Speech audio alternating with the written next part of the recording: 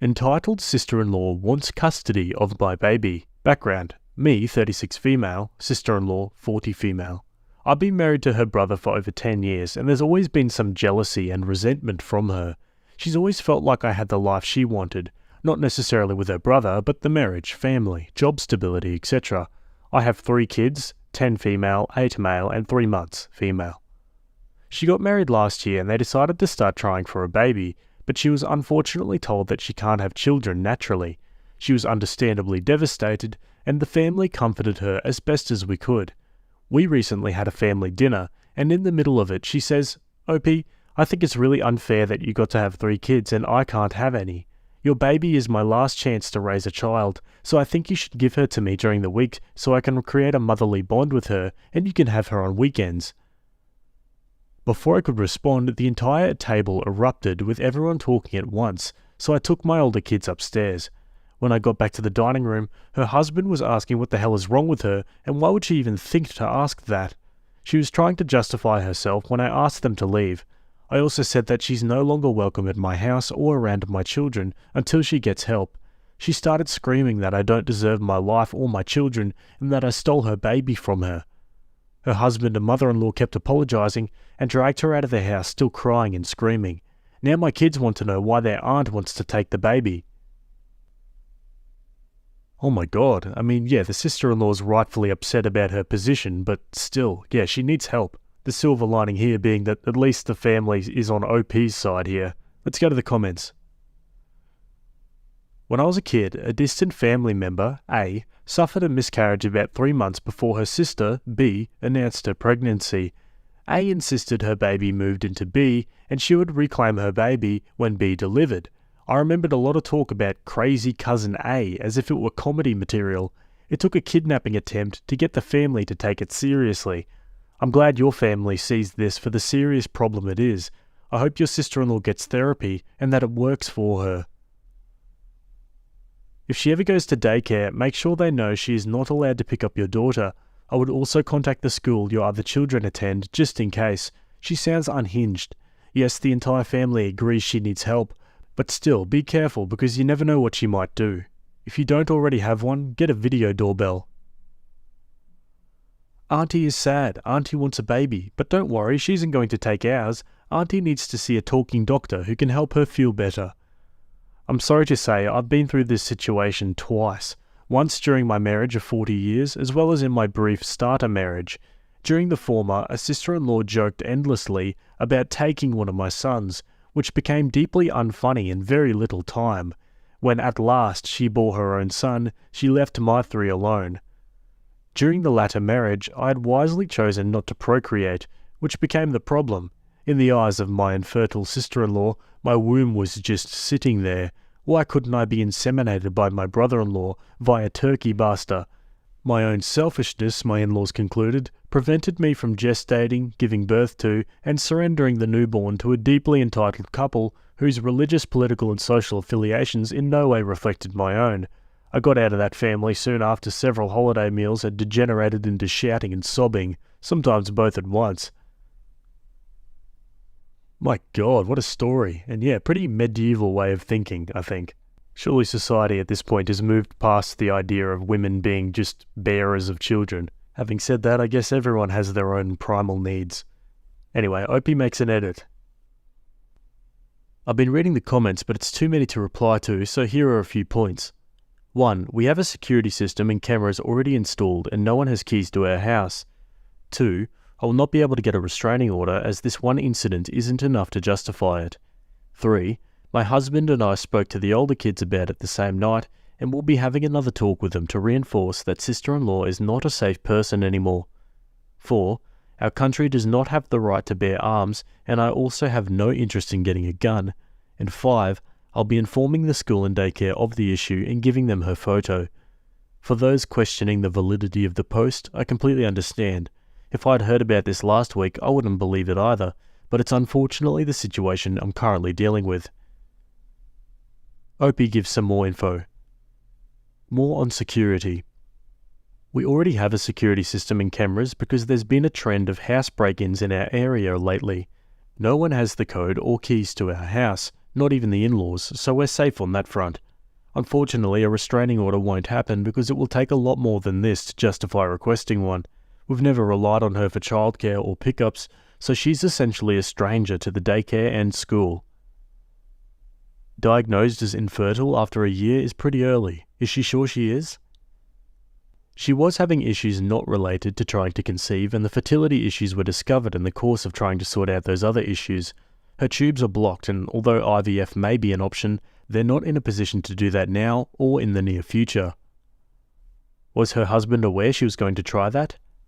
He wasn't. He actually called the next day to apologize again.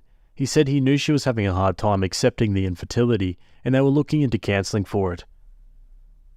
Your quote from her is not how real people talk.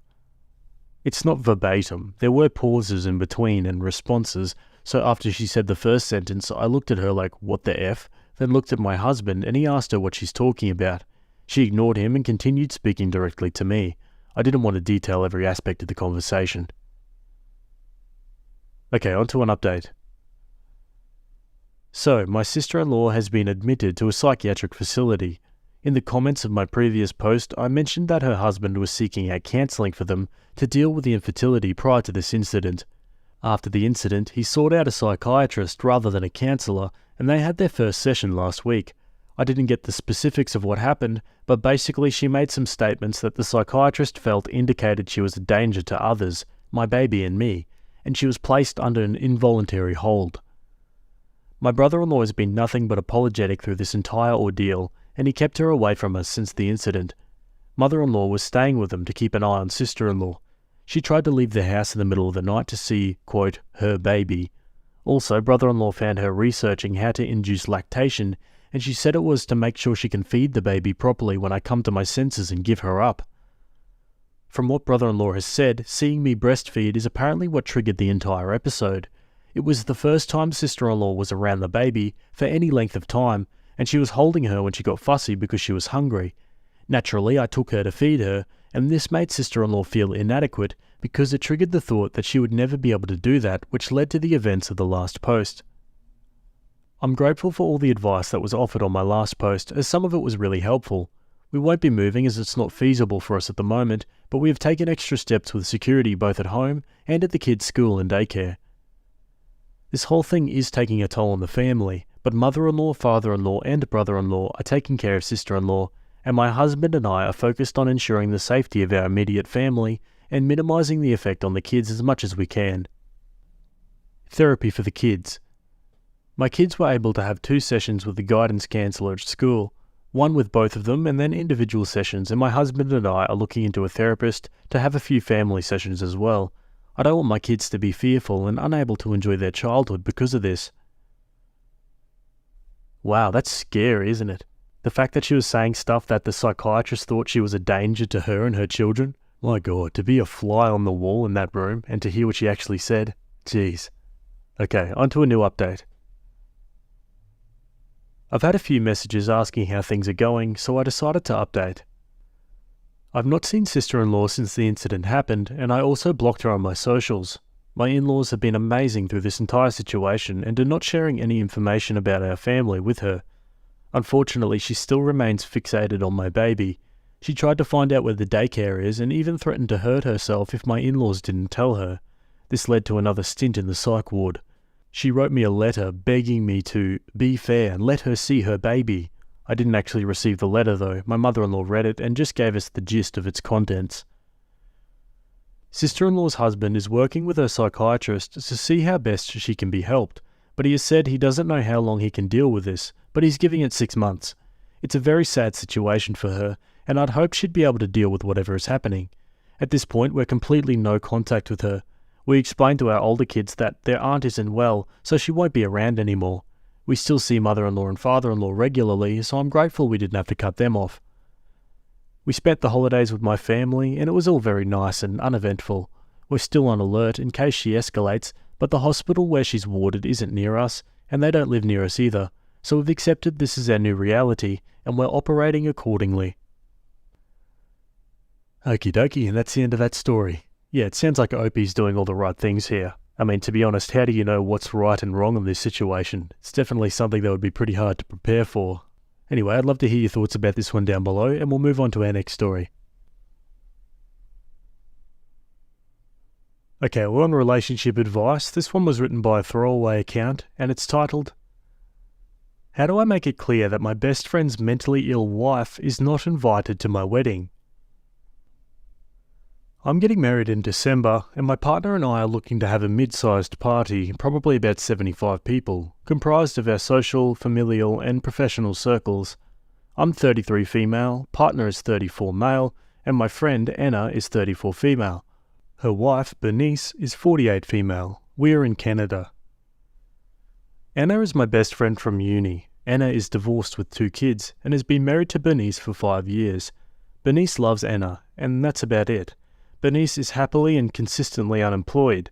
Bernice has never attended or hosted a social event in anything other than a crop top and knee-length pencil skirt, neither fit. Bernice has 2 points of conversation: alien abductions and the 2008 blockbuster video game Lego Indiana Jones.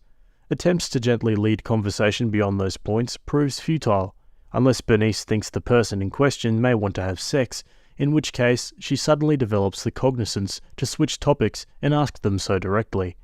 I don't think anyone has ever taken Bernice up on her offers to have sex with them at random, largely due to the above, but also likely due to the fact that she rarely, if ever, showers or grooms. I've seen this happen at birthday parties, game nights, bar crawls, grocery stores, and school events. Nobody in Bernice's social circle has ever excluded her from participating in anything. It's probably pretty obvious that Bernice is neurodivergent, but to nobody's surprise, she leverages neurodivergence as a means of asserting how special she is, instead of using it as a pathway to improve her relationships and sense of self. She is perfectly content to exist exactly as she has in the past, and will likely do so until she dies. Lately, she has explored whether she has dissociative identity disorder, and it's a dead-end road. Anna is happy, per her own admission, and I trust that. I don't have any reason to doubt that she is making the right decisions for her relationship and family. She has told me many times that she loves Bernice and that she intends to stay in the relationship. I appreciate that she is direct with me, but I can't earnestly be around Bernice for more than 5 minutes, and that sincerely impedes the amount of time I can spend with Anna, as Bernice attaches herself to Anna so intensely that it's like having a third child around when we get together. To Anna's credit, she is aware that I do not like to spend time around Bernice, but is sad that we can't all socialise together well. She's never made me feel badly for this. I love Anna's 2 children. I would like them at my wedding, and I would love Anna at my wedding too. It wouldn't be the same without her. But imagining Bernice approaching a colleague or a friend makes my stomach churn.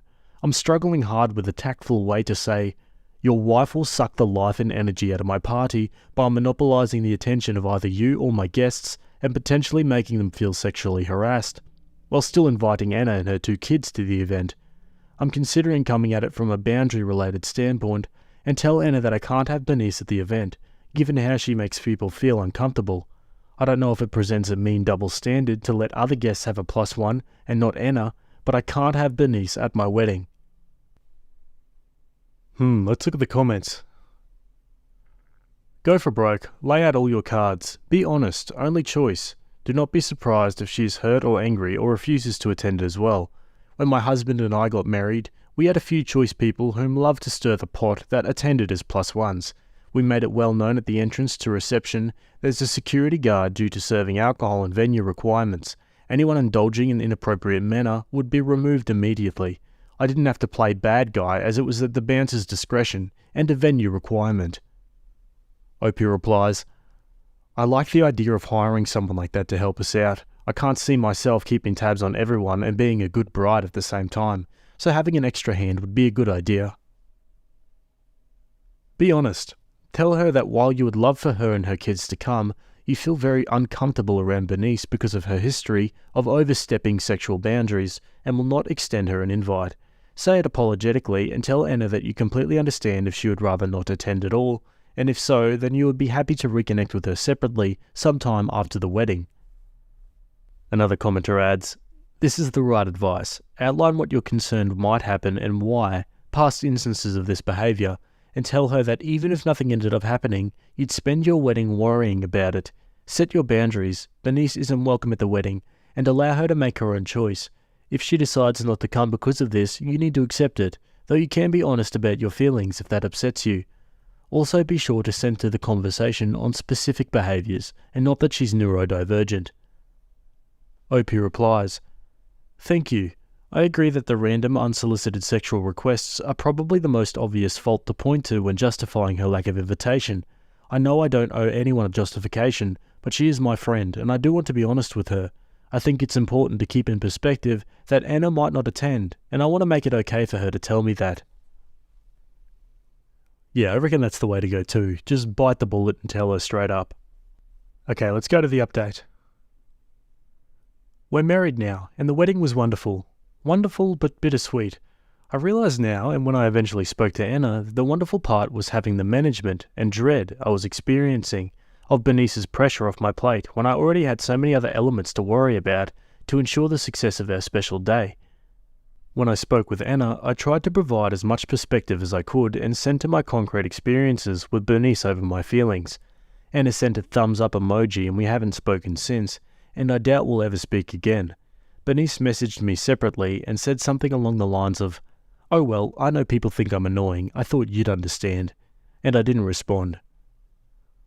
I reflected a great deal on my relationship with Anna, and I realized that so much of it was rooted in managing the codependence she shared in her relationship, and that our friendship hadn't looked the way it did when we were in university together for a long time. In the time that passed after we stopped speaking, a great emotional weight was lifted off my chest, realizing that so many of the problems and annoyances Anna had brought to me were no longer mine to solve as a result of her not having a supportive, adult partner in her life. While I loved her and loved helping her troubleshoot, I was taking on a role that was outsized and ultimately caused resentment on my end. I'm trying to be mindful of the friendships I have now, the roles I play with each person, and how I interact and engage with each person's significant other. While this friendship was unsalvageable, I believe it offers a beneficial lesson for my other relationships. Thanks to all of you for your advice, kindness, and especially your compliments towards my writing style. It just flows out of me. And now for some final comments. One commenter asks, "Has Anna ever said what she gets out of this relationship, or what she sees in Bernice? Unemployed, unhygienic, clingy, 14 years her senior, who only talks about an obscure video game or alien abductions and attempts to solicit sex from strangers in public? Like, is she a good cook or something at least? Sole beneficiary of a rich uncle? Because I'm struggling to wrap my head around why anyone, let alone a divorced mother of two, would shackle themselves to the utter train wreck of a person that you described." OP replies, "At one point I asked because I was interested in trying to make a connection or try to understand where the attraction lay, and that's when the codependence clicked when I was reflecting later on. Bernice has no money and she can't cook, but she's someone that Anna will always be able to take care of. She's both proud of herself and perpetually unfinished, and in need of encouragement. Anna is an amazing caretaker, but I had hoped she would have the introspection to realise that that has no place in a marriage. Full-time, that is. Obviously, we should all care for and be cared for by our spouses to some degree." Another commenter asks a similar question. "I need to ask now that I've got the chance. What do you think Anna finds attractive in Bernice? Is Anna also on the same emotional or cognitive level as Bernice, and thus doesn't mind her behaviour? Your previous description of Bernice was vividly off-putting, so one wonders." And Opie says, "Anna and I bonded really heavily over mutual communication and introspection. We always tried to take a step back and communicate with each other as to our feelings, desires, and needs, which is why her relationship with Bernice and how it affected our friendship was really disappointing.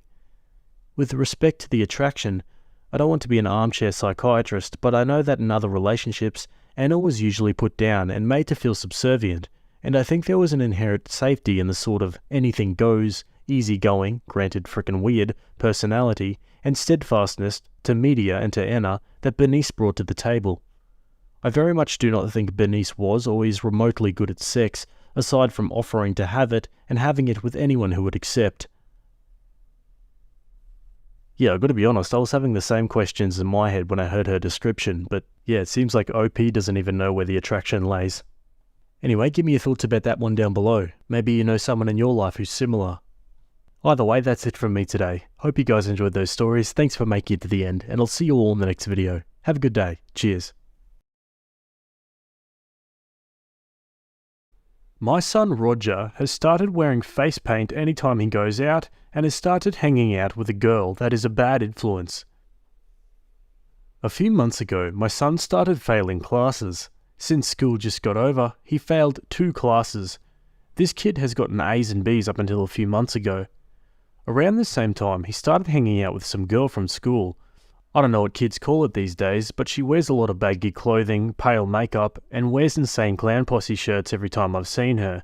I think my son is in love with her because he now always paints his face before he goes out, with the exception of when he was going to school. He had about $500 saved up, and I guess he went out and bought all these ICP shirts and hats. At first, I didn't know what Insane Clown Posse was, so I googled it. I found that there is a culture around this band, and they call themselves Juggalos. I found a lot of negative stuff about Juggalos, so naturally I was concerned. Some even consider it a gang. I brought this up with my son and asked him if he was on drugs. This was about 2 weeks after he started dressing this way. He told me to mind my own business and slammed his bedroom door in my face. If I ever talked to my dad that way, I got smacked upside the head. But these days it's considered child abuse, so I didn't do much at this point. I waited a few days and tried to talk to him about it again. This time, he told me that I was being dumb and that he wasn't doing drugs. I asked him why he was wearing face paint, and he told me that it was no different than me wearing Kiss makeup when I went to one of their concerts years ago. I told him that I was going to a concert, not going to the grocery store to buy a gallon of milk.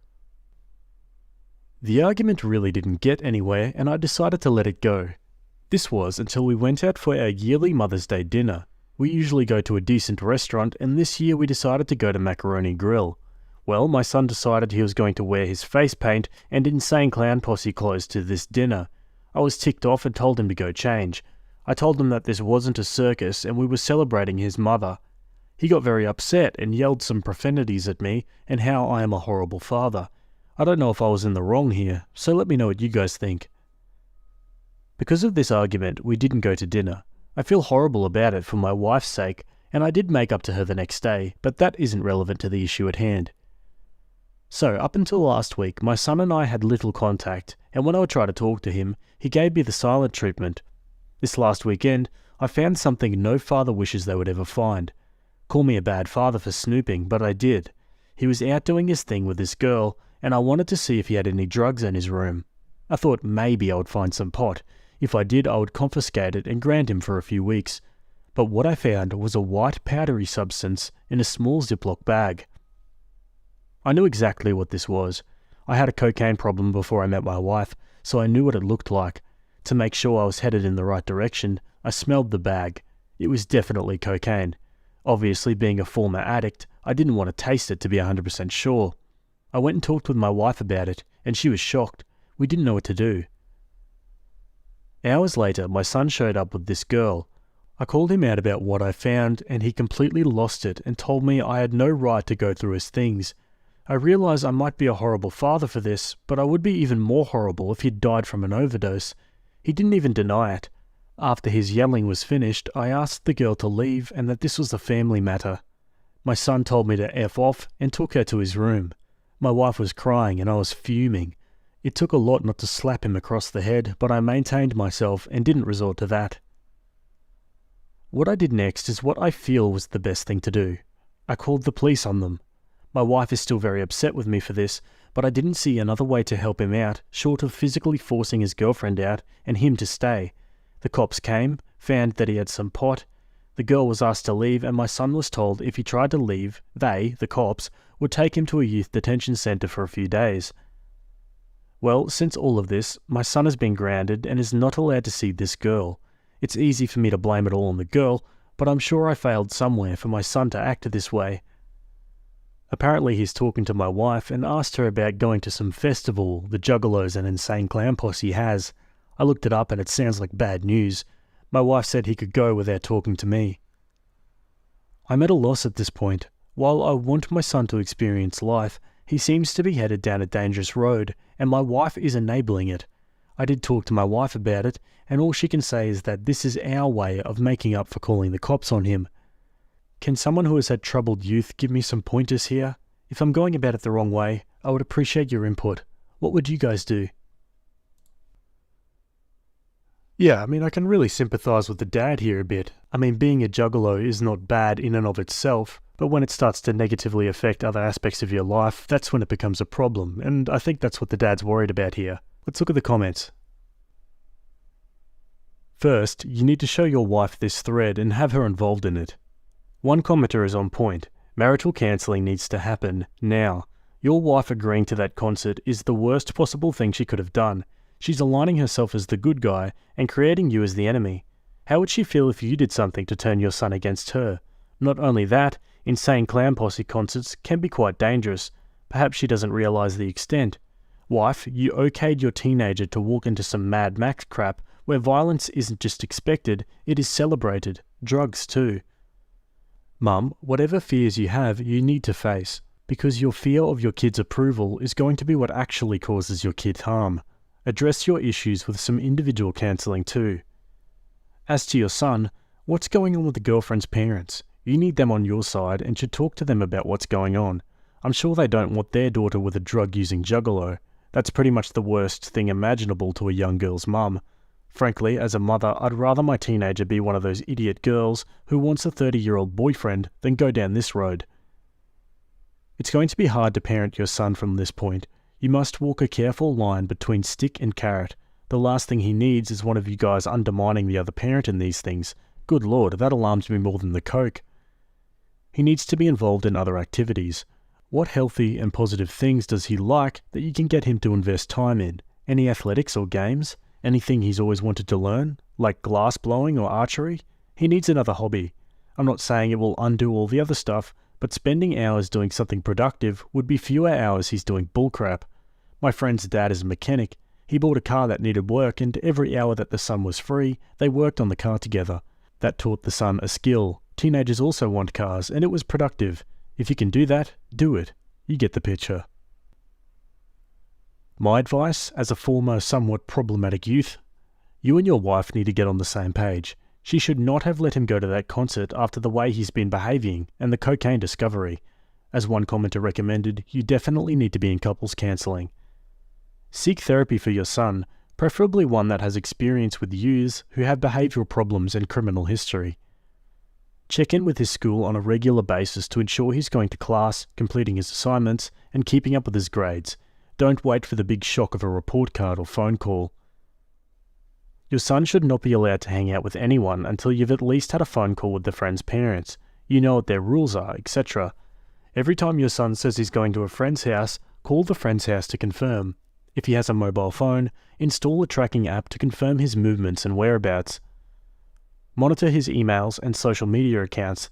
He can rant about his privacy all he wants, but the fact of the matter is, he is your son living under your roof, and until he's an adult and leaves the house, you're responsible for his well-being and his safety. Thus far, he has demonstrated that he is incapable of respecting your rules and exercising good judgment. If he wants his freedom and his privacy back, it must be earned. Stop worrying about being hated by your son. At the end of the day, what do you prefer? Being hated for a few years, but having your son safe and alive? Or being the cool dad of cokehead or corpse? Yeah, 100% agree with those comments. And I think what I said earlier about being a juggalo is not bad. I think I more so meant that as an adult. You know, when you're older, you can make your own choices like that. But as a kid who's still 16, I think Opie's kid is, then yeah, it's not exactly an ideal environment to grow in. Okay, on to an update. First off, I got a lot of different advice and some personal messages from a number of people. Some of the advice has been helpful, some of it not so much. There was a particular user that said I was a piece of crap and didn't deserve children. I don't believe anything I said warranted such an accusation. Either way, thanks to everyone for the advice. Anyway, now for an update. So I showed my wife some of the responses on this thread. She was annoyed at first that I let strangers in on our problem, but seemed okay with it once she was done going through your responses. She was very shocked about what goes on at the festival she had agreed to let my son go to. We watched a couple of the videos posted, and she was horrified by the drug bridge the most. We agreed that my son would not be able to go without adult supervision. As for my wife and I not being on the same page, she agrees with myself and some of you that we need couples therapy to see if we can figure out a better solution to disagreements about our children. I made the appointment this morning as I didn't want to wait until we had just decided we didn't need it. Some of you probably know how that goes. One user sent me a personal message who had actually gone on tour, as a supporting band I believe, at some point with ICP, and had some interesting and good insight on them. I won't go into who it was, but he was a pretty decent sounding guy, and I realised that the problem here has little to do with the music my son is listening to. It is more about something he is going through, and we need to figure it out along with him and help him. Now for our son. After my wife and I talked about the situation, we decided it would be best if we had a friendly conversation with our son, one that would not include yelling from my wife or myself, even if our son raised his voice. We were going to tell him our decision on the concert and see if we could find common ground on a few other issues. So last night we sat him down when he'd gotten back from hanging with his female friend. She came with him as she needed to grab something that was in his room. She had a DVD case in her hand when she left, so I'm assuming that is all it was. Before she left, I did apologise to her about yelling at her the other day. I didn't apologise about calling the cops. I know there are mixed feelings on this. To be clear, I flushed the cocaine before the police arrived, and I had no idea that my son had pot on him. I initially called the cops because his friend refused to leave. I had no intention on having anyone arrested, I just wanted someone who I asked, well, yelled at, to leave, that didn't. It is possible if I spoke calmly when I asked her, it would have worked out better for all of us. Anyway, back to the point. So she seemed a bit surprised, as did our son. She left shortly after, and that is when we asked our son if we could have a chat. He resisted at first and tried to walk away, but I said, "Please, son, I just want to talk. I'm not going to yell. I just want to know what I can do to be a better father." It worked, even if he looked annoyed. Before I got into the drug use or ICP and face paint stuff, I asked him if he was alright. I asked him if he needed to talk to someone, a therapist, me, his mother. He just kind of sat there. My wife asked him the same thing, with different phrasing, so to see if she could get him to open up. At this point, he started to tear up, and I could tell he wanted to say something. I shut my mouth though, and continued to let my wife work on him opening up. Since we'd been clashing, I didn't want to ruin this opportunity. After a few minutes, he basically stated he was still having a hard time about his friend's death. I won't go into many details, but he said he had stopped going to the therapist before because he just didn't feel like it was helping. All this time, my wife and I thought he had moved forward with that, yet he was still trying to work through it. He cried, my wife cried, I cried. We all cried, and after several months of him not allowing me to hug him, he let me. It was a hug that lasted for a few minutes. I felt like I had my son back, and that he had me back as well. From everyone's comments, I really needed to realize that while I'm not a bad father, I needed to work on being better. I feel like this was a good first step. So, after this part of our conversation, we got onto the other serious issues, such as the drug use. I asked him why he had cocaine in his room. He then said I shouldn't have gone through his stuff, and that I needed to respect his privacy. I told him I was concerned for him, and that was the only reason I did it. I told him that cocaine is a dangerous drug, and that I know from personal experience. He seemed taken back by this and gave me a confused look. I told him that I had a drug problem, specifically cocaine, and explained how messed up I was before I got help and before I met his mother. He looked shocked that I could relate a bit to him in regards to drug use. I told him we just wanted to make sure he was safe. I asked him how long he was doing it, and to my surprise, he said he had never done it. He told us that it wasn't his. He said that a friend of his, not the girl, but in the same circle of friends, gave it to him and was pressuring him into trying it, but he hadn't had the desire to try it. I calmly asked him if this friend was a drug dealer. For me, that was the only thing that made sense on why he would try to get my son hooked on such an expensive and very dangerous drug. Of course, the answer was yes. At this point, I didn't have a reason not to believe him because he was being very open about everything. I did, however, ask him if he would do a random drug test if I asked him. He said yes, but that it would show that he's been smoking pot. It is a relief knowing that he wasn't doing cocaine. I can deal with the pot a lot easier than having to get him off cocaine. After discussing this, my wife and I were both still pretty calm, so we moved to the final part of our conversation, the Insane Clown Posse issue. My wife started this part off by apologising to me for giving the okay to let him go to the festival. She then pulled up one of the videos on her iPad and handed it over to him. She told him to watch it. I think he knew where this was headed because he looked kind of upset. After the video, she then told him that we both decided it was not a good idea for him to go to this festival without an adult. He was upset, no yelling at first, but I had one last idea to maybe get him to understand why. I pulled up the personal message from this guy from a band that toured with ICP and let him read it. Apparently he knew of the band and the guy, and this got through to him better than my wife or I could. My wife and I agreed that, depending on his reaction, we could try to work it out to maybe my son and I would go for a day. There were a few factors that we needed to work out for this to happen. When we told him this, he took it better than we thought. He did ask if he could take his girlfriend. I found out that they were dating at this moment. We said that we would have to speak with this girl's parents and get to know her better. He agreed to that, and I'm currently trying to work the concert part out. Many might disagree with me, but if I am there, I can make sure he and his girlfriend aren't getting into trouble. Now, we understand that not all of the ICP culture is bad, so we're compromising with him a bit on the face paint and music part of it. We asked if he would consider not wearing the face paint all the time when we go out. We explained that while it doesn't embarrass us, it does cause a distraction. He agreed that when we go out to family functions or family dinners, that he would not wear it, but would still most likely wear the t-shirts. We thought it was a good compromise. Things are headed in a positive direction, and my relationship with my son has gotten better over the last 24 hours. There are still some things to work out, but I appreciate everyone's input on this, even if it was calling me a piece of crap parent. I hope that after some time, he will try to stay away from these bad influences in his life, like his drug-dealing friend. My hope is that once I give his girlfriend a chance and stop judging her simply from the ICP culture, that I can actually like her. Some of you might be disappointed that I didn't throw him in juvie and make him give up on the juggalo culture, but he needs to find himself, and I need to do my best to be there for him. He is a good kid that just happened to find the wrong people to call his friends. I won't consider his girlfriend a bad influence quite yet. I need to get to know her better. Thanks for reading. Wow, what a great update. This all seems very good-natured and sensible so far. Okay, let's go to the final one. Hello again, Reddit. Some of you may be interested in knowing how things have been going, and if we ended up going to the concert. I'll give you some insight on this final update. I don't anticipate needing to add any more after this update. So I went with the advice to get him back into therapy right away. We decided in order for him to go to the concert, we needed to get him in there and also give family therapy a try. The biggest thing we all learned from family therapy is that we lack in communication. While the talk we had in my last update was a good stepping stone, we still have a ways to go, but we are headed in the right direction. With time, I think we'll be back to a healthy and trusting relationship.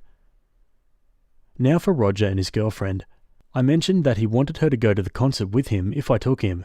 I also mentioned that I needed to meet with this girl's parents. It took some convincing, but I was able to go over to her house and have a conversation with her father about a week or so before the concert. Unbeknownst to me, her mother was out of the picture and had been since she was about 7 or 8. Her house is kind of run down, and her father invites me inside. Immediately, I can smell a combination of cigarette smoke and stale beer, which was extremely strong. It was a mess. It looked like someone threw a party and forgot to clean up. I suddenly felt bad for the girl, and felt even worse for judging her. She was obviously a victim of a broken home. Despite the conditions, the conversation was productive, and we talked about her going to the concert if he was okay with it. He agreed it would be fine, but said he didn't have the money to help out with any of the costs. I said we would take care of it. I was there for less than 10 minutes.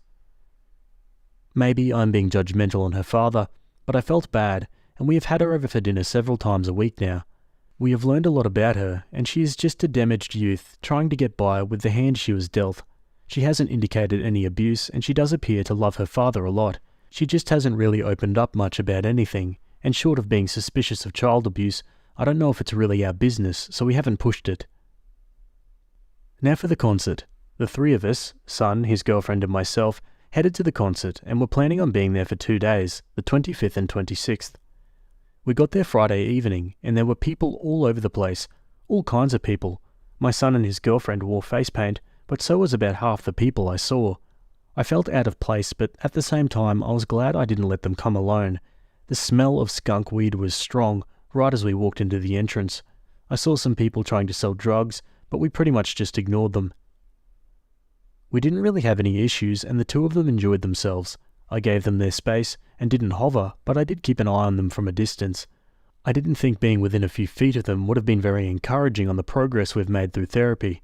I had to trust them a little bit and know that they would make the right choices. Overall, it was a good experience for my son and his girlfriend. It wasn't my type of atmosphere, but I wasn't there for me. I was there to support my son and just try to be a good father. Thanks for all the advice, and we will continue to work on growing a strong foundation as a family. Okay, great ending there. Good compromise between the parents and the kids there. And yeah, I kind of had a feeling that the girlfriend was from a broken home. I mean, all the signs pointed towards it. How about you guys? I'd love to hear your thoughts about this one.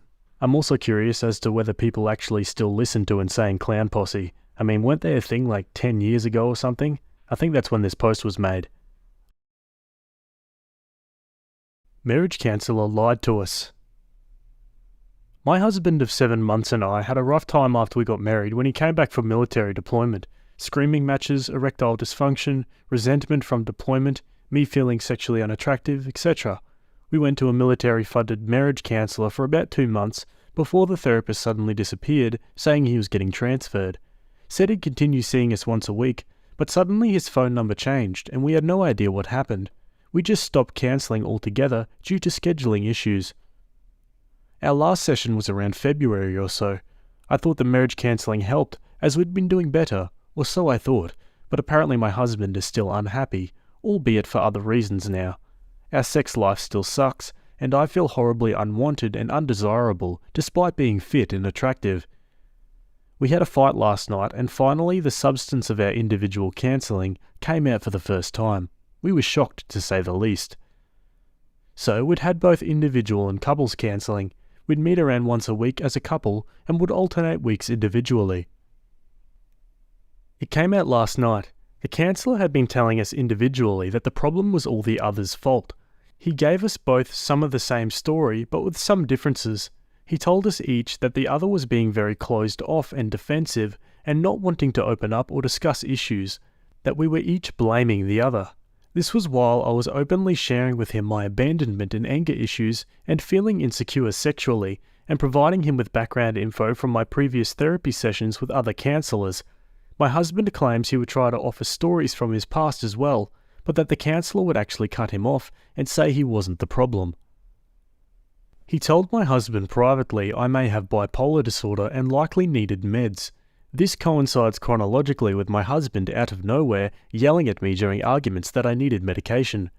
I asked our counsellor if I should see a specialist after these fights, whether I really was showing these signs, and said honestly that I would seek more intensive help if he thought it would help our marriage. He laughed at my husband in individual sessions, saying there was nothing wrong with me, that my husband was deflecting by trying to diagnose me.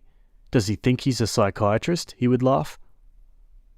He told me privately my husband was emotionally and sexually underdeveloped and would never have a healthy relationship, sexually or emotionally, with anyone without serious change, that I should move on, that he was not willing to change or admit to any issues and would run from all conflict, that each time the counsellor tried to broach issues, my husband would clam up and get defensive, that he didn't know what it truly meant to be married, and that he suspected there was something deeply rooted in my husband's past that was the root of all our problems, that my husband just needed more therapy.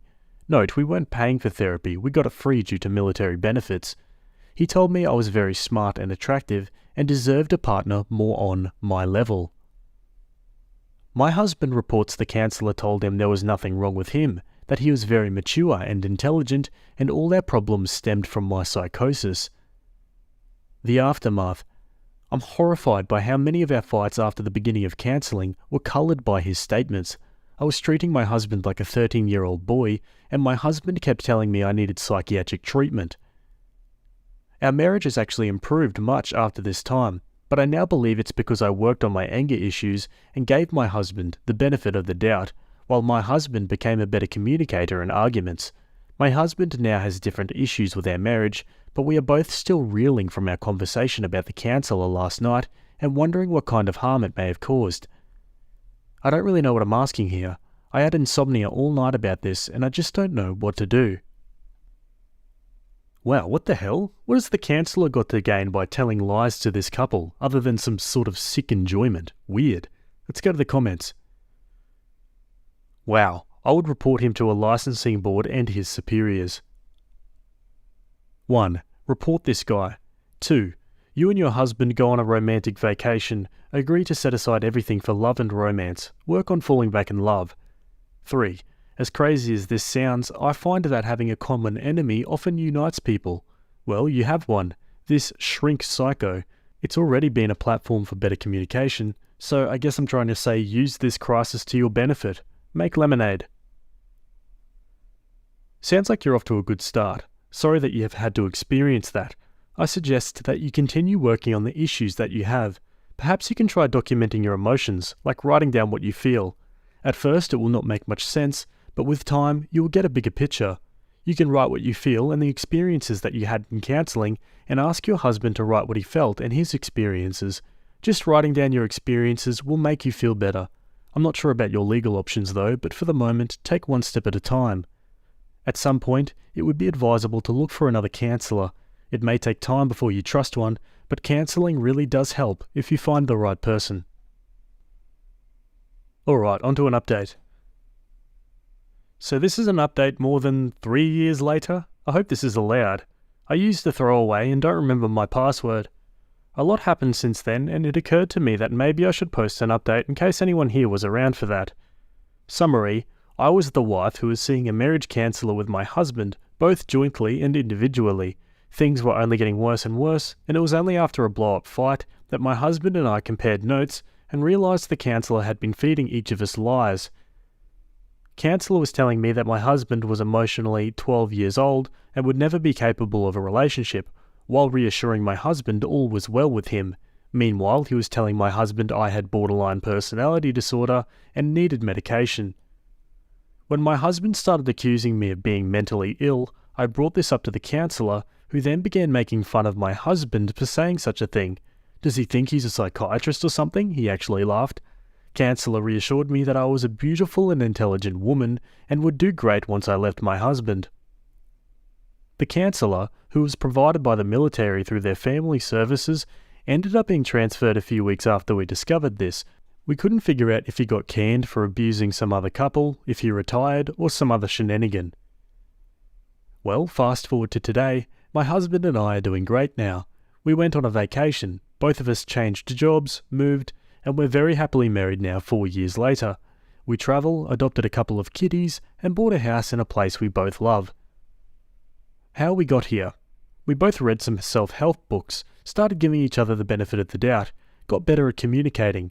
I left my super high-stress job, he changed careers, and everything sort of did a 180.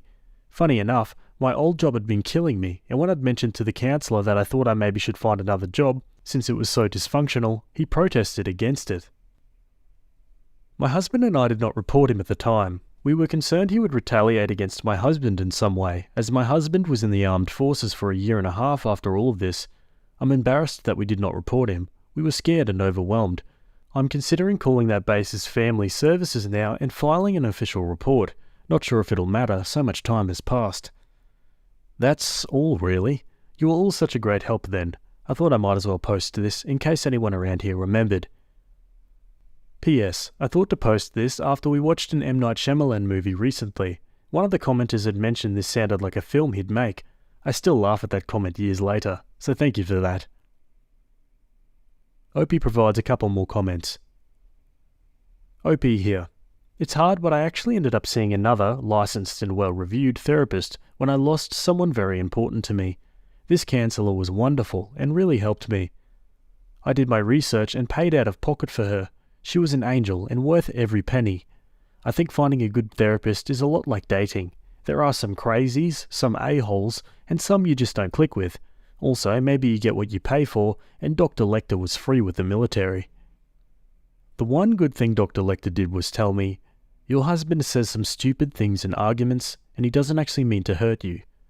This blew my mind because, as someone very good with words, I couldn't understand how someone could say such hurtful things without harbouring malice.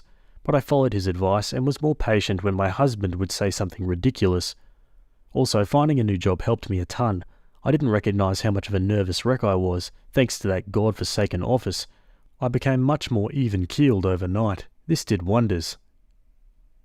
On why the counsellor played games. I've thought a lot about it.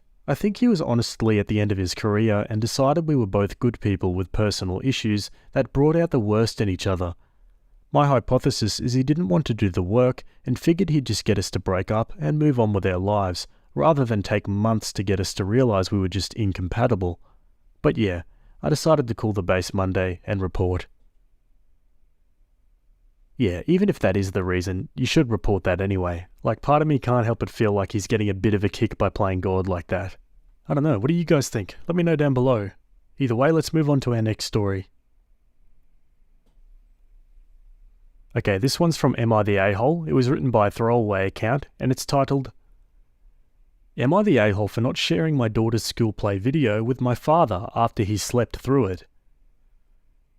My 35 female father, 68, moved to a different country 8 years ago. He tries to visit whenever he can, and I try to help him have as much of a relationship with my children, 9 male, 5 female, and a baby girl, as possible. Whenever he visits, however, he tends to act a bit entitled. He either sleeps or hangs out with his old friends in the mornings and afternoons, doesn't help me with anything I ask him to, and then gets annoyed when he wants to do something at 9 PM and the kids are too tired. His excuses are always that he's exhausted from travelling and deserves to get some rest and spend time with friends he never gets to see anymore. My kids are always excited when my dad visits, but at this point they see him more when he's FaceTiming us from a different hemisphere than when he's staying in our guest room. Anyway, he's visiting us now to meet the youngest daughter, who was born in September. He got here 2 weeks ago and will fly back home in a few days. I've been trying to get him to spend more time with my kids this time around, but he still goes out a lot. My older daughter had her first ever school play on Saturday. She was really excited about it and invited my father. He promised her he'd come. The day before the play, my father went out with his friends and didn't come back until 3 AM. The play started at 11 AM and we had to get there 30 minutes earlier. In total, he must have gotten around 6 hours of sleep. When me, my dad, my husband, my son and me got there, we sat at one of the first rows. My daughter had asked us to. The play was 40 minutes long. My father fell asleep less than 15 minutes in. I woke him up. He slept again. He snores loudly when he sleeps, so I kept waking him up whenever he slept. Near the end of the play, it was too late to wake him, and he let out a snore that was so loud that some of the kids on the stage looked over at us. At this, I hit his arm a little harder, and he didn't fall back asleep. My husband and I haven't mentioned anything to my daughter, but it's obvious she noticed. She was heartbroken after the play and dismissed any of our attempts to talk about it. My husband filmed the play for my mum and stepdad, who were with our baby during it. Instantly after the play, my dad asked if he could have the video too, since he didn't watch most of it. We're not sharing it with him. I told him that he had the opportunity to watch it live and instead ruined the experience for all of us, especially my daughter. He doesn't deserve to watch what he just missed because he decided to stay out late the night before. My dad's ticked. He's telling me and my husband that we're robbing him of his role in my daughter's life. He also maintains the excuse that he was exhausted during the play and needed to get some rest. I really don't think we're the a-holes, but with how tense things have been getting, it might be easier to just let him watch the video. Am I the a-hole? I mean, yeah, it's pretty disrespectful. Like, where's his priority at? Has he travelled over to see his family, or does he just want to get drunk with his friends? Let's go to the comments. Not the a-hole. He sounds exhausting to deal with. If this is how he behaves, why do you let him stay with you when he visits? He's not there for you and your family. He's there to go out with his buddies. Your family is just there, and to me it seems like he's trying to make himself care when he has other, higher priorities. Don't let him have the video. He was being a jerk. His behaviour ruined the play, and you know he upset your daughter. Opie replies, He stays with my younger sister sometimes, but her place is much smaller than ours. The rest of my paternal family lives mostly in a different state. It's usually more convenient for him to stay at my apartment. Not the a-hole. Rip Van Winkle can get over himself. He's either a grandparent or he isn't. He doesn't get to party with the boys until 3 AM and then expect to be catered to. Not the a-hole. He doesn't come to see you and the kids. He comes to see his friends, and you're a free hotel. Your mum stayed home with the baby so her ex could sleep it off and upset her granddaughter and everyone else there with his loud snoring. The video isn't the main problem.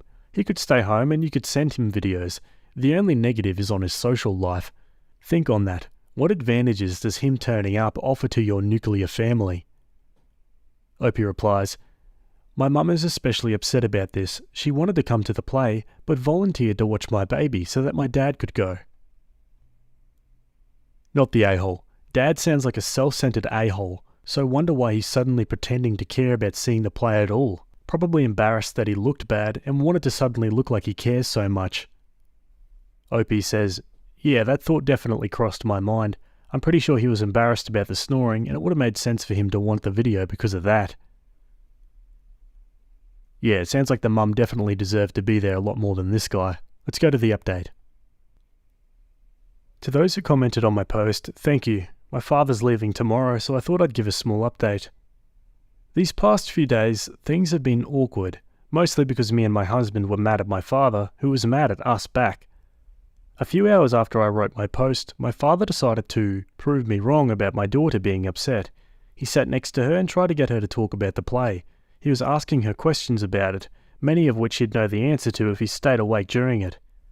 I'm guessing my daughter understood that because it only made things worse. She refused to answer his questions and at one point ran to me crying.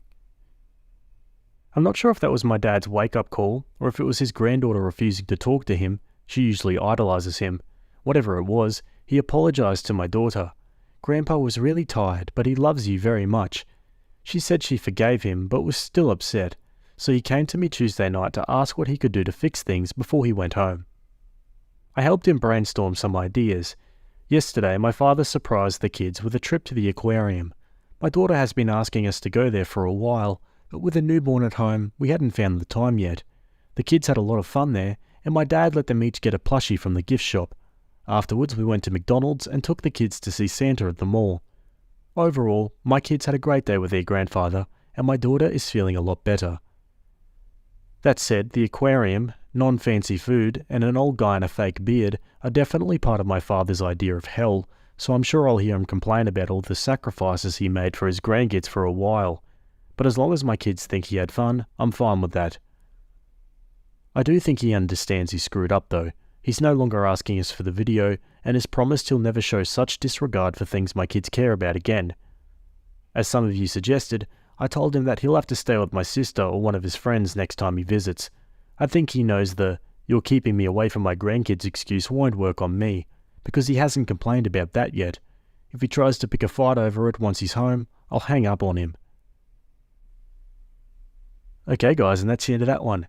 Yeah, about as good of an ending as you could hope, I think, from that. At least he acknowledged the error of his ways and tried to fix it somehow. Gotta be honest though, I'm not entirely convinced his behaviour will change all too much. What do you think? Anyway, let's move on to the next story. Okay, this one's a bit of dating advice. It's written by user Immediate Cup, and it's titled, Girlfriend won't wear my shirts or jackets, but wears her ex's. So I've been dating my girlfriend for about 6 months, being official and everything. When we go back to her place, she puts on this shirt that's too big for her, or this black jacket when it's cold. I asked her where she got them from, and they were from an ex. I wasn't crazy about it, but whatever. When she comes over to my place though, or it's cold outside and she doesn't have a jacket, she doesn't want to wear mine. One time in particular, we're hanging out in my backyard playing with my dog, and she was shivering. I asked her if she wanted a jacket, but she insisted on not wearing it. Later that same day, we went back to her place. She needed to run some errands and was going to go out again. As she was getting ready, she put on her ex's jacket. Am I overthinking this? I feel kind of hurt she doesn't want to wear my shirts or jackets. Let's see what the comments think. Try not to focus on this, but I think it's weird and it would annoy me as well. Have you told her how you feel about this? That might help, and then drop it. Sorry, man. Opie replies, I've tried to. I haven't straight up told her to stop wearing those shirts and jackets, but I asked why she didn't want to wear mine. She simply says they're not her style, which feels like absolute BS because the shirts from her ex have pit stains and the jacket has a hole in the pocket and the zipper gets stuck. Bro, that's a legit what gives moment. It's like ex's shirt is comfy, but yours? Nah, it's not just about jackets, it's about feels. Maybe she's not connecting your stuff with coziness yet. Could be her own hang-ups. Chill, don't overthink, but also communicate. Share your feels, ask about hers. There might be more to this jacket drama. If she's still rocking the ex's gear, it's worth a convo. Keep it real, but keep it cool. Jackets aren't just fabric, they're feelings, man. OP replies, we were friends for under 2 years before we started dating. She was with her ex for less than a year. If that's the case, then it's really frustrating. Okay, now for an update. My last post got a lot of comments, so I figured I'd post an update. So I had a chat with my girlfriend this morning, and I basically told her that I was really bothered that she chooses her ex's clothing over mine. She said that they're just clothes, but I explained to her that the visual of me offering my jacket and then she rejecting it and going back to her place to use her ex's really bothered me. She took a second and was like, oh. I asked her how she would feel if I did something similar, and she realised she'd be bothered by it. She said my jackets are fine, just that she didn't like the colour. She apologised and said that her shirts are just shirts, but she didn't realise how it looked from my point of view. She said she got an idea, so she drove us to a local clothing store and she bought me a jacket. Then she said that I better not complain when she uses this jacket once it smells like me. So yeah, everything turned out great. There you go, guys, a lesson for everyone: don't overthink things too much. I mean, the girlfriend definitely didn't overthink anything, but at least she acknowledged that, yeah, she'd probably be in the same situation if roles were reversed. I'm considering divorcing my wife because she can't get over her mum dying. Yeah, I know, everyone is fired up at the title and ready to tell me what an a-hole I am. To those people, I implore you to read the rest of this post before making a judgment. My 36 male, wife's 33 female, mother passed away 5 years ago from lung cancer. It was not a peaceful or easy death. Our lives understandably went on pause after the diagnosis, and we both spent a lot of time off work helping care for her mother. My wife had a pretty typical showing of grief at the time, cycling through different stages. Same with our 3 kids. After she passed, however, my wife got really bad. I totally understand this. I can't say I know exactly what she went through because I haven't had a parent die, but I understand how devastated she was. For months after she could barely function, I gently took over pretty much all the responsibilities in the household and with the kids. She had been attending grief counselling since the diagnosis and continued after the death. None of this is the problem. I endeavoured to be as supportive as possible. She cried on my shoulder every night for months, and I just thought this was the worst of, for better or worse. The problem is that after 5 years, she does not seem any better or more functional. She stopped grief counselling about 4 years ago and refused to go again, stating it would not help her and that nothing could. About a month before any major holiday, she will have a major downturn. In bed half the day, crying all day, does not want to interact with the family, does not have the energy to do anything around the house. This will go on every single day until about a week after the holiday ends. Every holiday is intense grief, just as much now as it was 5 years ago. October, November, December and January, her mum's birthday month, every year are particularly bad. I am essentially without my wife and am a single parent to my 3 kids. Altogether, she is completely incapacitated by grief for about 6 months out of the year and has been for the past 5 years. When I say incapacitated, I mean incapacitated. When she is in the depths of her grief, she is completely incapable of intimacy with me or the kids. There's no cuddling, spending time with us, going on family outings. I don't have sex for half the year. I've stopped asking her if she wants to talk about it because she can't get any words out between sobs if she tries. What hurts the most is that the kids have stopped asking or being concerned. If they see their mum in bed when they get home, they just go about their day and might casually mention, "Oh, mum is sad today." If their siblings or I ask where she is, they don't really seek affection with her anymore because they rarely get anything more than tears. I've discussed this with therapists, my parents, friends, etc., and I know all the rebuttals people have for this, so let me preempt them. She is unwilling to go back to therapy for grief counselling or to see a doctor for depression. Yes, I know she's severely depressed. I can't force her to go to the doctor. I've tried so much. Yes, it really is just as intense as it was 5 years ago. No, I never tell her to get over it or blow her off. On my worst days, I just give her space and leave her be. Most days I try to offer her some comfort. If you want to judge me for leaving her alone, whatever. But know that I feel like I essentially have caretaker fatigue at this point. No, she does not have a history of depression, but she does have ADHD. Don't know if that's relevant. I feel like my wife died when her mum died. I would do anything to get her back, even a small piece of her, but she doesn't seem willing or able to move on past her mum's death. I feel awful for considering a divorce, but I don't know what else to do. Let's go to the comments. You should tell her that things are coming to an end if she's not willing to at least try. My brother spiraled into a very dangerous alcoholic bender after our grandmother passed away. It lasted 2 to 3 years and ended with him in the hospital with early stage cirrhosis and the need to be on a ventilator to breathe for him at the age of 27. Between that episode and him checking into rehab, I wrote him a long letter, basically pleading him to stop and get help. One of the biggest points I felt I had to make, and I'm almost positive was the biggest thing to convince him to get help, was telling him what he was doing in no way honoured her memory. What your wife is doing at this point is not at all honouring the memory of her mother.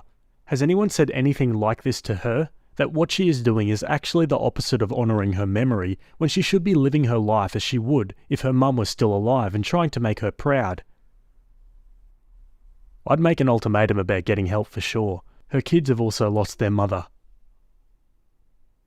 My mum committed suicide 8 years ago, and it permanently altered my brain. I sank into depression for a while, and I accept there is a part of me that I'll never get back.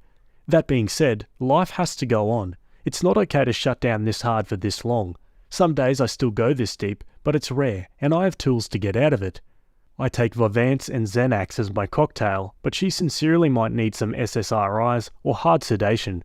Obviously she needs group therapy and individual therapy. If she refuses, I think you have your answer. It is unacceptable for her to shut down and refuse to get help. You are not being unreasonable. In fact, I'm afraid that by staying, your whole family is normalizing a level of dysfunction. Yeah, I'm interested to hear what you guys think. I definitely agree with the comments here. In particular, that one comment about honouring her memory. Yeah, her mum wouldn't want her to live like this. She'd want her to go out and enjoy her life. Okay, onto an update. I posted a few days ago. You can check my profile for that post. I just kind of threw that post together as a stream of consciousness vent on my break at work. I didn't go back and look at it until later because I just assumed it would get buried, since I've never had anything I posted get any major attention. And honestly, I thought I was going to get eviscerated in the comments for being insensitive or uncaring. I was floored by the number of responses and really kind DMs I got, and felt a little overwhelmed at the idea of responding to them all, so I figured I would post an update here. A few people mentioned I should have her involuntarily admitted to a medical facility. I didn't mention in the original post, but I did ask our family doctor about that maybe a year ago, and he told me that unless she's a threat to herself or others, it's unlikely to happen. I looked this up myself as well, and that appears to be true for the state we live in. I do agree that she needs medical treatment. I suspect that during her year of grief counselling after her mum's death, that she was not honest with her counsellor.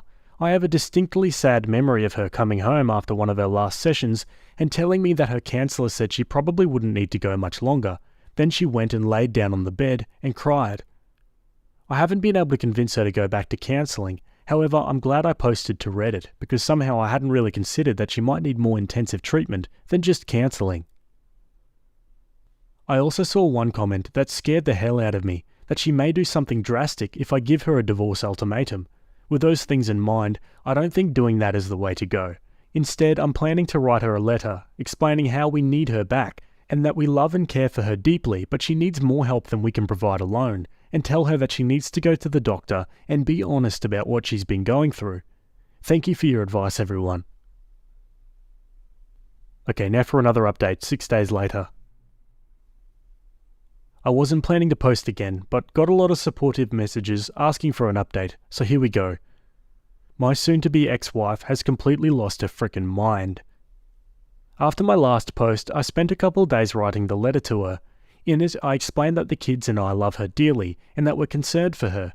I outlined all the worrying behaviour and told her that I believe she needs to seek additional medical care. I explained that it sounded like she had complex grief, thank you for everyone who pointed that out, and that the grief therapy she went to years ago was insufficient to help her get through it. I did not say anything about potentially divorcing her, but did say that the kids can't continue to live in their current situation. It was a long letter, and I don't really feel like transcribing it here. I read the letter to her the same night I finished writing it after the kids had gone to bed. After I finished reading, she just stared right through me, a 1,000-yard stare, for probably 15 minutes.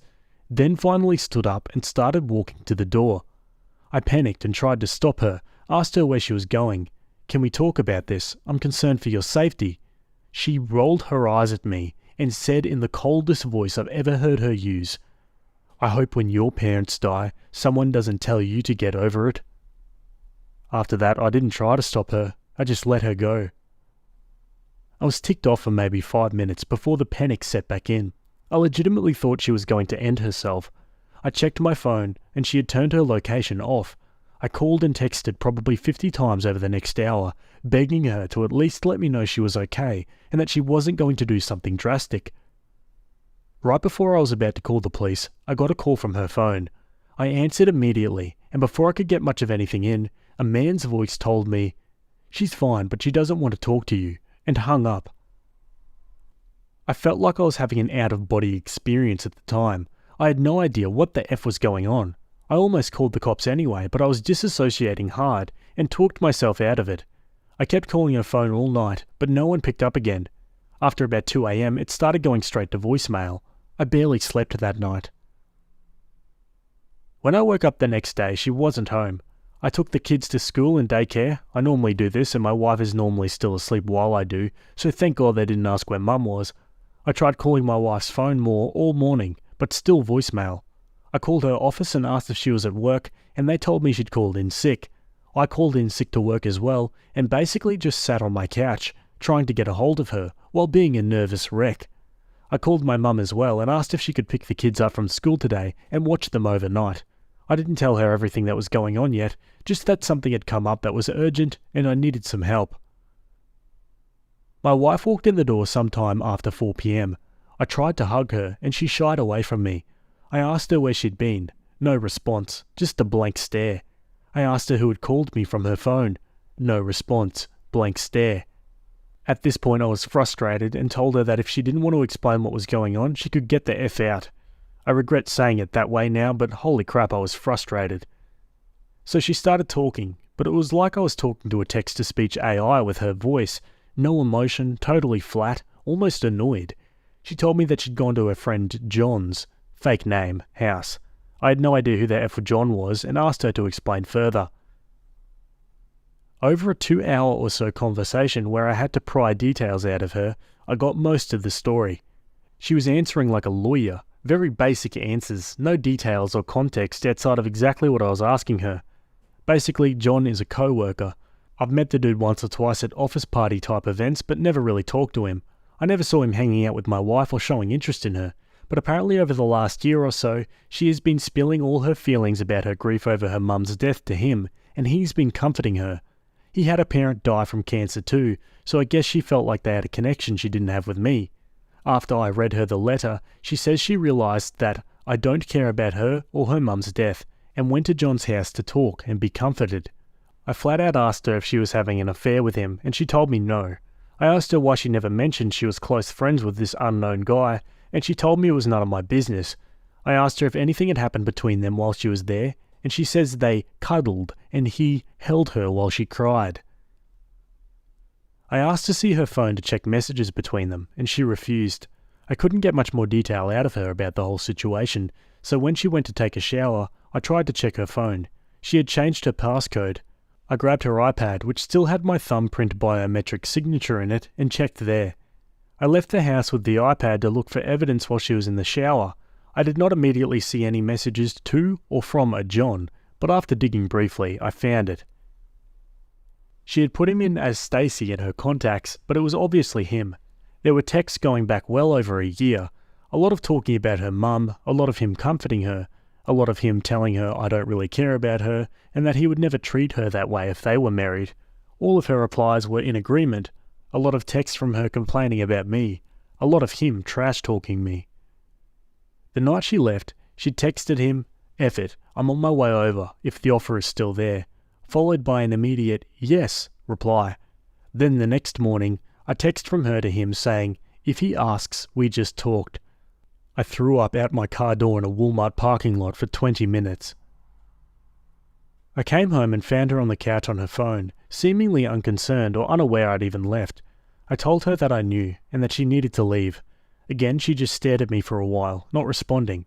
until I got aggravated and told her to get the frick out of the house. She immediately got up, told me John was right about you, and left. I haven't seen her since. I told the kids she went to visit her parents. I don't know what to tell them, but I have to tell them something soon. I don't really even know what to do. Ostensibly, I need to divorce her, but going through custody, child support, etc. is dizzying. I feel paralysed and haven't made a move yet. I know she's lost her mind, and this is probably some kind of psychotic break, but I just can't care anymore. I put on a brave, numb face to go to work, then for my kids at night, and then cry after they go to bed until I fall asleep. I feel like my life is essentially over. I do feel like John took advantage of her vulnerability, but I don't even want to bother trying to get her to see that he's a predator. She chooses this over her frickin' family that is stuck with her. I don't think I'll be posting any more updates or logging into this account anymore. Wow, that just made me so angry reading that. And you just know John's not going to be sticking around after the excitement of the new relationship wears off. You know, as soon as she has one of her grief episodes, John's going to be out the door. God, I hate him and I hate this woman. Like seriously, Opie obviously cares very much for this woman, but she refuses to get help, puts him and his kids through hell, and then cheats on him in the end. My God. Anyway, what are your thoughts about this one? I'm sure you got plenty. Let me know in the comments. Anyway, let's move on to the next story. Okay, this next one was posted on the True Off My Chest subreddit. It was written by user Puzzle-Headed Ty, and it's titled, I'm amazed by and also kind of afraid of my girlfriend. I, 28 male, have been dating Jen, 27 female, for 2 years, and she's amazing, kind, smart, funny, pretty, and everything. She has a really warm and bubbly personality, smiles and laughs a lot. I say she has RNF, resting nice face. She's also 5'5" of caged fury. Between her looks and approachable personality, she gets hit on by guys a lot. She also gets a lot of hate from women. I used to get really jealous when guys talked to her, and she would get mad at me for being jealous. Let me be 100% clear, she's not particularly flirty, she doesn't initiate conversations, doesn't lead guys on, and she's not looking for male attention. I'm 6'1" and somewhat intimidating build, so my go-to move is standing tall with my arms crossed and staring at the guy, then saying something like, "Is there an issue?" Instead of immediately jumping in when guys hit on her and causing an argument with her, I started to pay attention to how she handles unwanted attention. She's like a ninja deflecting creeps and mean girls. She reads the situation and knows when to act nice, when to ignore them, when to be firm, and when to leave. I started to realize I don't need to be jealous and she can take care of herself. I tore up my knee over the summer. She basically moved in to help me during my surgery and rehab. She's been amazing, taking me to things when I couldn't drive, making me food when I couldn't even stand, helping me do my PT. I'm still wearing a knee brace, but I'm getting there. She loves to dance, although I'm terrible. I love going with her because it makes her happy, and she looks incredible when she's dancing. Since my injury, we haven't gone out much, and we haven't gone dancing. I'm not able to dance more than a slow dance, so I got her friends to go out with us so she has someone to dance with. Pretty sure she likes dancing with her female friends more anyway. It was me, Jen, a couple, and 2 girls. The couple left pretty early. Watching her dance, I had a moment of clarity. All I could think was how lucky I was that I'd be going home with the person I most loved in the world. I realized I wanted to marry her. 3 attractive women dancing are going to draw attention. I'm no hater, but it was funny watching guys trying to hit on them and glad that wasn't me anymore. This group of guys in particular weren't getting the hint. They surrounded the girls and tried to dance behind them. Jen said something and pushed them aside. The girls come back to where I was sitting and the guys are glaring at us. Club closes and we're walking out towards my car. Turns out the guys weren't ready to let it go. A couple of the guys were insulting us, especially me for being a beta and that I'm not a real man. Real incel energy. The irony that they are the guys I should have been protecting my girlfriend from was totally lost on them. They're getting louder and more aggressive. We try to defuse the situation, but they're not letting up. A fight seemed inevitable. We're a block from the club, so I tell the girls we're going to head back to where the people waiting for Ubers are standing. They block our way and I'm about ready to get in their faces, hoping I can intimidate my way out while the girls get away. I have one bad leg and if someone shoves me I'll probably fall down. Plus there's only one of me. Jen suddenly releases a stream of insults and obscenities towards these guys and doesn't let up. I'm not sure she even stopped to take a breath. They were shocked, and so was I, by the genuine rage directed towards them. I've never seen her so angry. They're backing up while she's moving towards them, screaming. She's driving them back towards the crowd, while also creating a commotion. Told you she's a ninja. Some club-goers start to come over, and it's clear they aren't on the guy's side. The guys are embarrassed because they're getting upbraided by 120 pounds of white-hot rage. This is the part where I should be embarrassed. My girlfriend, who was 8 inches shorter and 75 pounds lighter, kept me from getting my butt kicked. Honestly though, it was one of the most cool things I've ever seen. She sounds like a keeper. Let's go to the comments. Yeah, it's ring shopping time. Just remember this if you have kids, because that tiny ball of rage in mama bear mode will absolutely be homicidal. I wish guys would take cues like this better. I've had boyfriends really misread a situation and start fights that put me in danger. Caught an elbow to the face once. Thanks so much, Jeff, you big strong man, you. Good luck with your girl. Opie replies, sorry to hear about catching the elbow. It was tough to control my feelings at first. We go to, until the injury, a lot of places where single people meet. Concerts, festivals, bars, clubs, rec sports, climbing gym. So guys are already looking for women to chat up. Not a great reflection on me, but one of the reasons I started to pay attention to her interactions was because I wanted to prove she was being flirty, and that was the real problem. Well, I realised she wasn't, and she was giving me no reason to be jealous. Okay, let's go to an update. Thank you to everyone that read and commented on my previous post. I was a nervous wreck writing it. I was trying to work up the courage to talk to her about our future and make sure we're on the same page. I know she loves me and wants to be my wife, but she has a lot she wants to achieve, like going to grad school. I would have understood if she wanted to wait to get engaged. It still would have hurt though. She was sitting on the couch reading a book, and I was just looking at her. I was thinking, she's so amazing. Just talk to her. Everything will be fine. She looked at me through her big dumb glasses and smiled. That was the final push I needed. Fortunately, we were both in the same place and ready to take the next step. We just went on a long weekend. We were walking to a little spot with a beautiful view for a picnic, and I pretended to stumble and re-injure my knee. Pretty sure she didn't buy it, but she played along. She loved the ring and of course accepted. My previous post was a love and appreciation letter about her. I also wrote one to her that was much different and more personal. I wrote it by hand to give to her when I proposed. She cried when I proposed, and again when she read the letter. I also showed her the post later that day. She liked it. I got a couple of little laughs and a loving look from her. She said I was exaggerating, those guys were all talk, she's not cool, men don't flirt with her that often, women are rarely mean to her, and she'd kick my ass if I said otherwise. She was joking about that last part, I hope. I'm sticking by what I wrote. She's a tough, cool chick in my eyes. I really enjoyed writing both the post and the letter, so I started handwriting her little letters and poems. They're pretty bad, but she keeps each one. She even printed the post and saved that. She tells me she loves my writing because it makes her feel more connected when I express my feelings. I think that's her way of saying it's the thought that counts. I'm amazed by and kind of afraid of my fiancé. Oh, great ending there. I love that it tied back to the original title with fiancé instead of girlfriend. What do you guys think about this one? Let me know down below. Weird woman believes sailboats are public property. I'm a 43-year-old IT guy, divorced with 2 kids, girl 9 and a boy 7.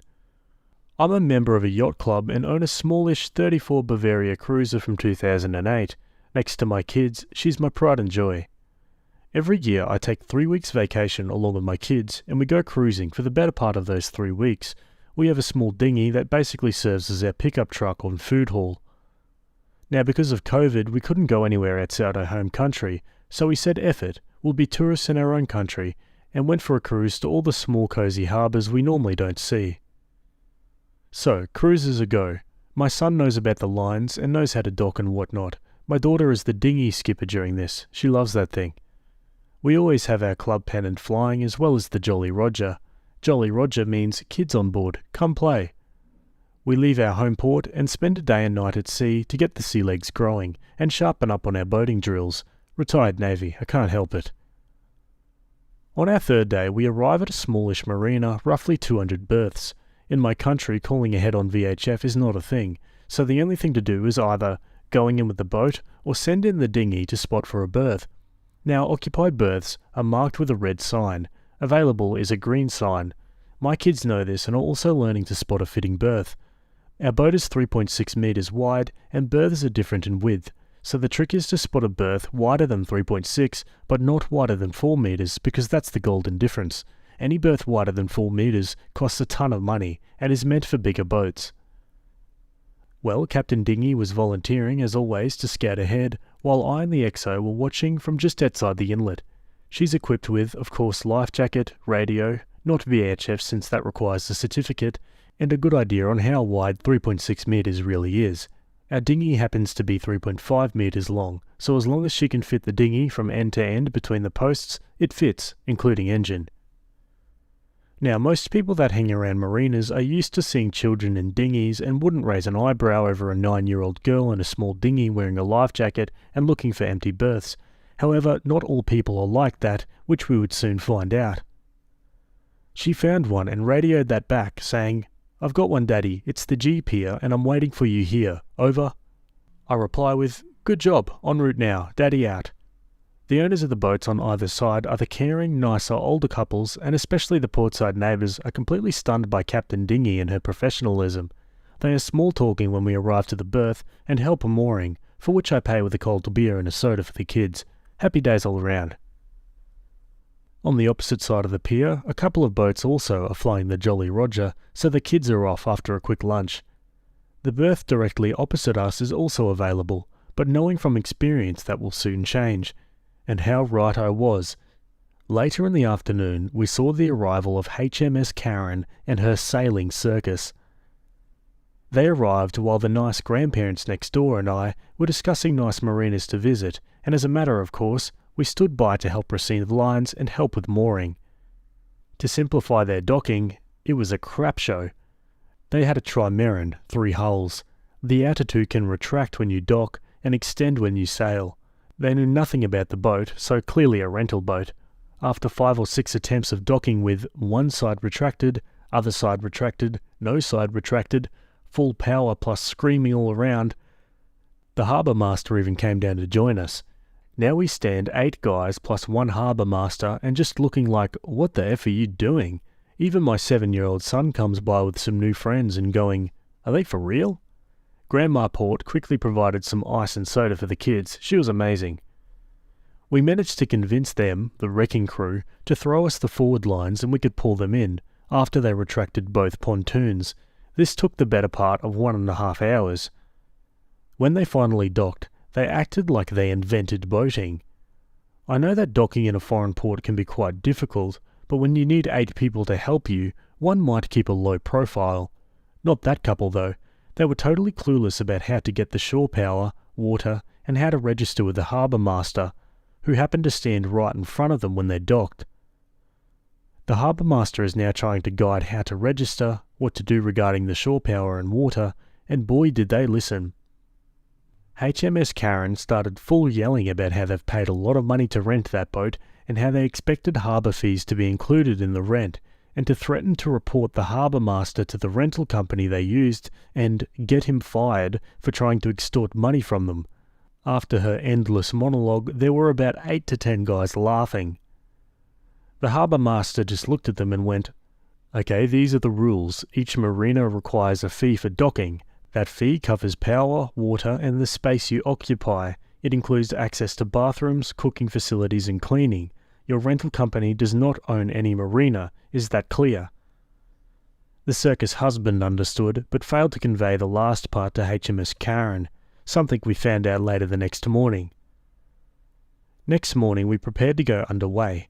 Kids are saying goodbye to their new friends. My son is pampered with cookies from Grandma Port and starboard, broken hearts from the young girls in the marina. He's got blonde hair with curls and green eyes, a heartbreaker. And Captain Dinghy is getting ready to go underway. She's dressed in the uniform for the part, unicorn PJ pants, swimwear, and life jacket. Here's where the title comes into play. We are finishing our stay, meaning pulling our shore power cable, testing lights and systems, testing our bow thruster and prop, VHF and dinghy, while I'm standing at the stern ready to single up the lines so my curly-haired XO will have an easy job. HMS Karen comes running up to me. HMS: "What are you doing?" Me: "Good morning. We'll get underway now. We're going to an island recommended by Grandma. Enjoy your stay here." "What? You can't leave?" Me: "I'm pretty sure I can. Why wouldn't I?" "Because we want that boat." "What? You want my boat?" I'm laughing. "Lady, my boat is not for sale, so excuse me, we have to go." HMS: "No, all boats are property of rental company, and we called them yesterday and chartered that boat. Now hand it over, or else." Me: "Lady, you're nuts." To my son: "Clear forward lines." To daughter: "Meet up outside the marina, docking starboard side." Now we're not attached to the marina anymore, and my son is rolling up the bowlines when Karen tries to grab the push pit to keep us in the marina. Well, she lost that battle. Me: "All stop, man overboard." She came up yelling and screaming. Starboard Grandad guided her on board their boat and asked what the hell she was doing, while Port Grandad called the harbour master. Me: "Is she okay?" Both Granddads: "Yes, we got her. Enjoy your trip. We'll see you in port." We leave and head for port, and oh boy, did I hope she was a one-time Karen. I'll write part 2 when I get back from the boat. Drying pillows, cushions, sails and whatnot is a real pain. Wow, honestly, I'd be absolutely speechless if someone came up to me and said that. I mean, do people like this seriously exist? Like, do they fully expect you to just hand over your boat? Like, what the hell? Let's go to the comments. Renting boats to inexperienced people sounds like a high risk to both the people and the rented boats. Opie replies: "I agree. Unfortunately, in my country, you can operate a sailboat up to 14.99 meters without any license. It costs a fortune, though." Way to deny permission for her to commandeer your vessel. I feel sorry for the husband. I hope you enjoyed your sailing adventures with your young ones. Oi, that woman needs to rent a captain with that boat. No way should someone that inexperienced have sole control. Even on the most boring of sails, crap can go sideways quick, and if you don't know what to do immediately, your life is on the line. I once spent days adrift in the mid-Atlantic due to losing our rudder during a storm. If our captain wasn't experienced, we would have been toast. Granted, that's a freak accident, but there's a reason they call them accidents, not plans. I'd probably try to call their rental company. She probably lied about their skill set.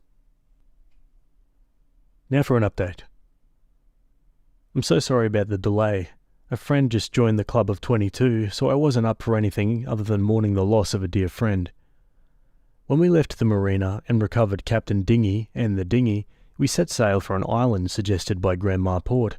The sail was pretty uneventful. My 7-year-old son caught a fish, a nice 2-kilogram cod. Dinner.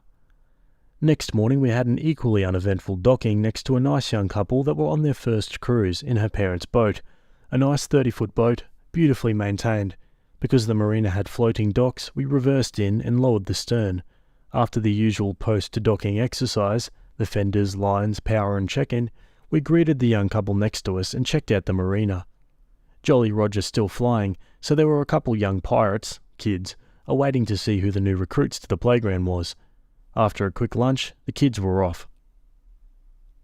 I was about to shut down the stationary VHF when I heard a call from the Coast Guard advising all mariners to keep a lookout for a stolen boat in the area, with a description vaguely matching my boat, as well as a couple of 100 others.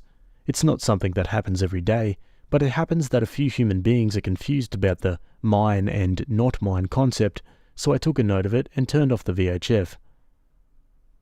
At around 1600 hours, or 4 p.m, I recognised a boat coming in, and was pleased to see Grandma Port from the first post, standing at the stern looking for a spot. I hailed them, and saw a spot opposite ours, but with a red tag. A quick call to the local harbour master later. It was owned by a local, but was available for 2 weeks. They just forgot to turn the plate. 15 minutes later, and both of them were sitting in the cockpit of my boat having a drink with their new friends from next door. Now, this is Grandma Port's story. After we left and they got HMS Karen onto the dry land, she was raging that we tried to kill her, that we had stolen our own boat, and that she would, quote, throw us into a prison cell and throw away the key. Grandma Port was giggling and told her to calm down, that she did that to herself, and what she was thinking grabbing a boat pulling out. Grandma Port told her to get on their boat, change into something dry and enjoy herself, instead of making a fool of herself in front of her circus husband and their child. Now, I never saw the child, but apparently they had a toddler with them, and not a life jacket or vest in sight. As one does, I checked in on the Book of Faces, and about 5 minutes later I got a text from a guy I used to work with back in the Navy, asking me if I could supply a cold beer in about 10 minutes when he got off shift. One short trip to the mast and flags. Bravo Echo, first sup, Romeo was flying. Beer. My friend arrived in uniform and asked where the hell his beer was at. We've known each other for the better part of 20 years, so he expected me to get the "Where the hell have you been, shipmate?" back. After the hugging and the "How the hell are you?" talk, I introduced him to my new friends and the grandparents. He definitely had Grandma Port on his good side because of the uniform. Even Grandpa Port started telling stories from back then in the Navy. I never told them that I did other than IT, so they didn't know about my naval background and were quite amused when my friend told them that I was his old PO, or petty officer. After the second round of flags, I asked about the call earlier from the Coast Guard. He's the chief petty officer at the nearby Coastal Watch station, and the way our Coast Guard and Navy works is that the Navy is in charge of the sea, but the Coast Guard enforces inside coastal waters. And oh boy, he got a call from the local police reporting the theft and possible hijacking of a sailboat from Last Port, as reported from an enraged woman with a description of a boat similar to ours, and that the harbour master knew about it. Grandpa Port just about left half of his drink through his nose when he heard that, and started to raise his voice at my friend, in my defence, and told him what actually happened. That HMS Karen was nuts, that she tried to grab my boat after we pulled out of the slip, and that she was a complete waste of air. Thanks, Grandpa. My friend, that was you?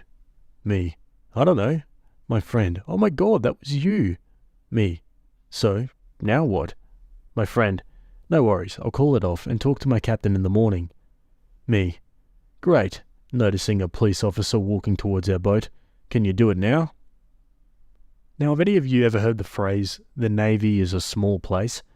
Well, it turned out that my friend was the officer's instructor at boot camp, as I was his. Police officer. Sorry, Chief, are the Navy handling this? My friend. Hi, how are you? Care to explain? Police officer. Well, we had a report of a theft of a boat, and the harbour master told us that a boat fitting this description pulled in this morning. My friend. Well, let's check this out then, shall we? OP, you have your certificates and proof of insurance and ownership with you, right? Me. Sure. Hands the police officer my binder with certificates. Well, nothing to worry about here, but have you by chance seen the boat in question? Before I can say anything, Grandpa Port interjects. If that report came from a wet, loud and wide woman, I have a story to tell you. And he explained the story from the previous port. Police officer. Okay, Chief, are you backing this up? My friend. As sure as you wouldn't like another go at the pit, at boot camp. Right, Chief. Sorry to bother you guys, but you know how it is. He left after that, and things turned back to normal. Kids got home. Dinner, bedtime, sundowner with the neighbours who now had a lot to talk about. The next morning. Wow, this is entertaining. Let's go to another update.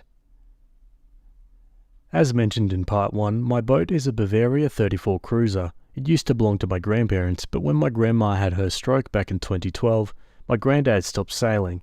They passed in 2013, 3 weeks after each other.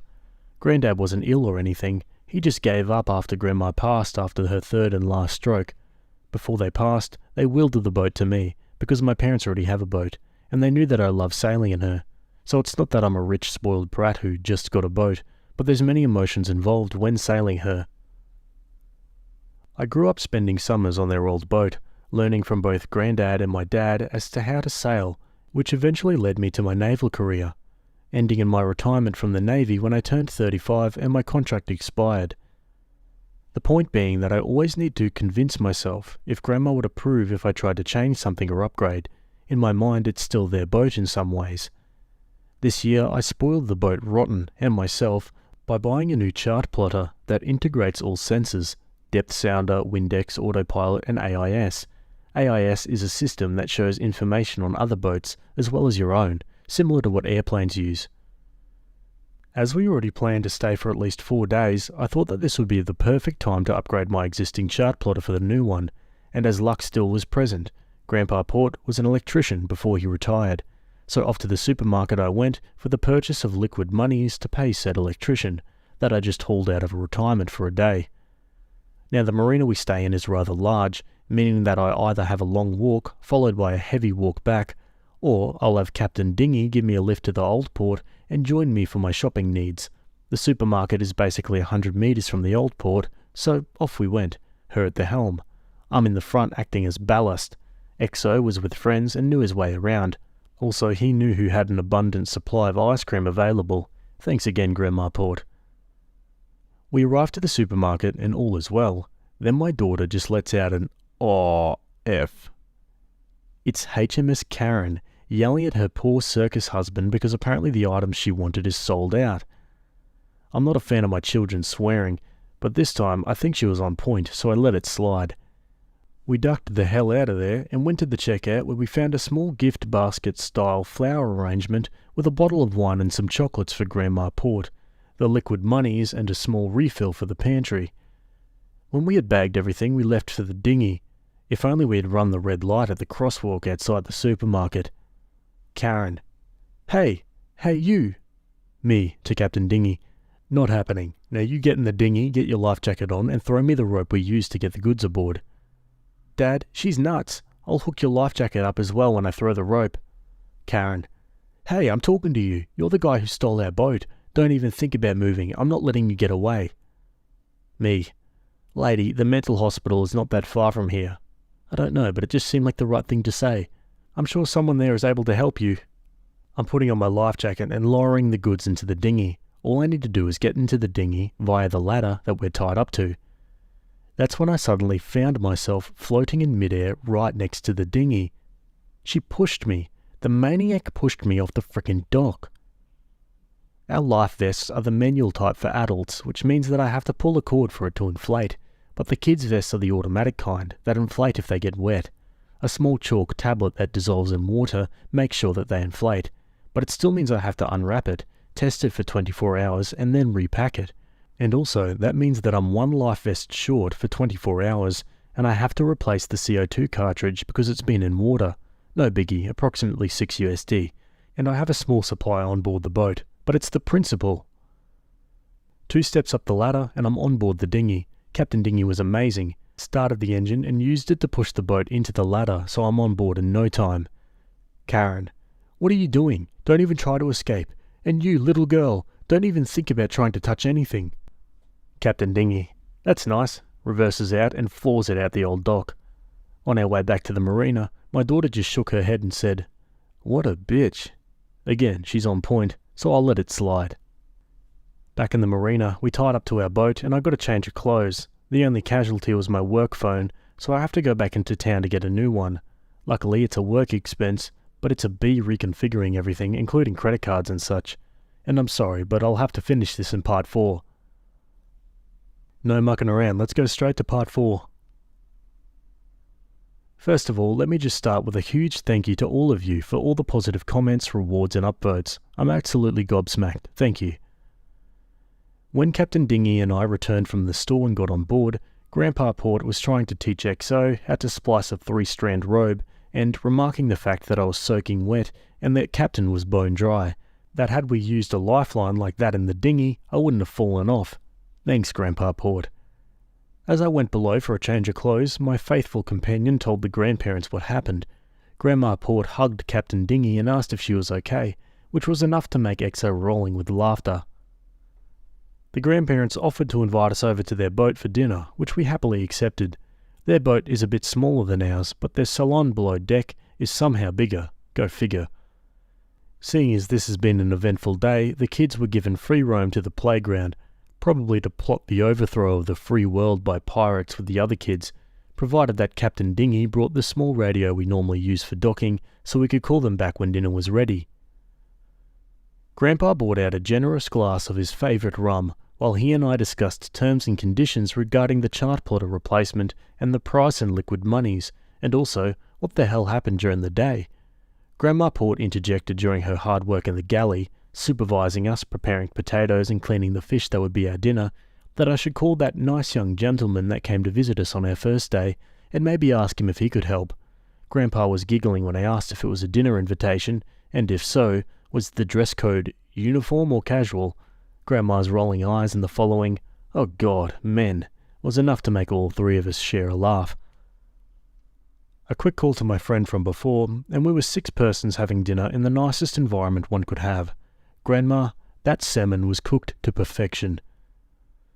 My friend then invited Grandpa and me out to a small place that served liquid monies in tall glasses, provided we didn't stay out late. My friend's fiancée was getting along perfectly with Grandma and the kids, so off we went. We arrived to a small house of fluent currency and found a table. My friend bought the first round, and Grandpa told the story about my impromptu flying lesson in the port, at which my friend had this odd look on his face. He excused himself for a minute and brought over a familiar face. Apparently he spotted his private police friend while ordering and wanted to hear what the options were regarding HMS Karen. Well, as he told the story, the police got a call regarding theft of a boat, assault and underage sailing of a dinghy. He and his partner were assigned to the call and they responded. When they arrived, they were met by an enraged woman claiming that she had been assaulted, had her sailboat stolen, and that the perpetrator was aided by an underage girl. When they asked her to elaborate, she was yelling at them, "I already told you, now do your job and arrest them." Now, as she was testing the hearing of people the next town over, a couple of fishermen who had docked further down the pier approached the partner and asked if this was about the assault on the guy who she threw off the pier. This got the attention of both the partner and him. They asked her about the incident and she replied with, "Yes, that's what I've been trying to tell you. We found out that our first boat was too difficult to dock and then we rented a new one, but the previous renter wouldn't give us our boat. Instead, he insulted me, he stole our boat and he had an underage child drive him." Ma'am, as I recall, you claimed someone hijacked your boat. We even had the Navy looking out for them. Did you return your rental to the original place? And did it happen there? Karen, what difference does it make? We rented a boat bigger and better. They had one. We paid more. All boats are owned by the rental company anyway. We had the right to get our boat. Ma'am, as I just heard from these people here, you just assaulted a person, not to include risking his life. Now I need to see some ID, because if we get a report about this from the victim, you will face the charges, understand? Karen, don't you talk back to me unless you have our boat. I'm not accepting your excuses. Get me my boat. And so, HMS Karen got a free ride in a smaller land-ridden boat, but with pretty lights on top. Our new police friend, she was a bee, finishing his pint. No need to say it. I got up, went to the bar, and opened up an $100 tab for our new friend in law enforcement. We left right after the, "No, I can't accept that," and whatnot, but my friend was firm. When we got back to the marina, the kids were sleeping on board our newfound grandparents' boat, and Grandma and my friend's fiancée were laughing like teenage girls. Next morning, the kids said their goodbyes to their new grandparents, exchanged addresses, and we left the marina. We hope to see the Ports again next year, but if not, we'll come visit them. I don't know how to end this better than stay safe, listen to reason, and just because you're a Karen, don't push people in the water. Okie dokie folks, and we've reached the end of that story. I really enjoyed that. Hope you guys did too. Am I the a-hole for sleeping with my sister's husband? I, 29 female, find myself in a complicated and difficult situation that has strained my relationship with my sister, 31. I recently slept with her husband and now she refuses to speak to me. However, I genuinely believe that I am not solely to blame for the fallout, and I need an impartial judgment on whether I am the a-hole in this scenario. Prior to the incident, I noticed some questionable behaviour from my brother-in-law, 33, towards me. Feeling concerned about my sister's well-being, I decided to address the issue with her. However, she dismissed my concerns, leaving me unsure of how to proceed. My sister works as a flight attendant and is gone more than she is at home. My brother-in-law recently lost his job and was feeling depressed. During one of her frequent absences from home, she asked me to keep her husband company. She trusted me and didn't believe the warnings that I gave her before about his behaviour towards me, but I saw this as an opportunity to support their marriage and help them rebuild their connection. Unfortunately, as we spent more time together, our bond deepened and we eventually crossed a line that should never have been crossed. We had both been drinking and he was complaining to me about the troubles in their marriage and how he hasn't been for a while. He was crying and I decided to comfort him. One thing led to another and we did the unthinkable. I woke up realizing the nature of what I did and immediately realized the nature of what had happened. We were both so intoxicated that we stupidly ended up falling asleep. I awoke to my sister screaming and hitting the both of us, screaming, "How could you do this to me? We're sisters. I trusted you." She wouldn't even give me a chance to explain and kicked me out of the house. Now my sister refuses to speak to me. She has filed for divorce. Our parents are siding with her, saying that I violated every family moral. However, I believe that there are multiple factors at play here, and I am not the only one responsible for the breakdown of their marriage. While I acknowledge my mistake, I also question why my sister failed to address the issues in her relationship and why she left her husband in my care without setting clear boundaries. I do feel a sense of guilt and remorse for my actions, but I also recognize that my sister and her husband had their fair share of problems. It's unfair to place all the blame on me when there were underlying issues that existed long before our involvement. That being said, I understand my sister's anger and hurt. I am willing to accept my responsibility for my actions and make amends, but I also believe that it's crucial for her to acknowledge her role in this situation. Rebuilding trust and repairing our relationship will require open and honest communication from both parties. In sharing my story, I hope for an unbiased judgment and guidance on how to navigate this difficult situation. Am I the a-hole for sleeping with my sister's husband? I don't think that last sentiment was correct. In sharing this story, you hope for people to justify your decision and, try to rid your conscience of guilt. It's pretty selfish in that regard. I get it's the Am I the A-hole subreddit, but I can't help but feel like OP came here to be justified of what she did. Newsflash, I don't think anyone's going to justify this behaviour. Let's go to the comments. Your logic is their relationship was already failing, so your sister should take responsibility. Let me ask you a question using your own logic. Let's say your car is older and needs some work done. If I come up and steal your car GTA style and I total it, would you be at fault for the crash because the car was already failing? Or would it be me because I'm the one who took it and couldn't control the car and crashed? See how dumb that sounds? If it was failing, then your job was to help your sister get through this and guide her towards cancelling or a divorce. Instead, you guided your way into his pants. I think it's more to the story, and the more to the story is that you had feelings for the brother-in-law for a while, and this drunk behaviour made you act on it. You give off golden child energy in which you've rarely been held accountable.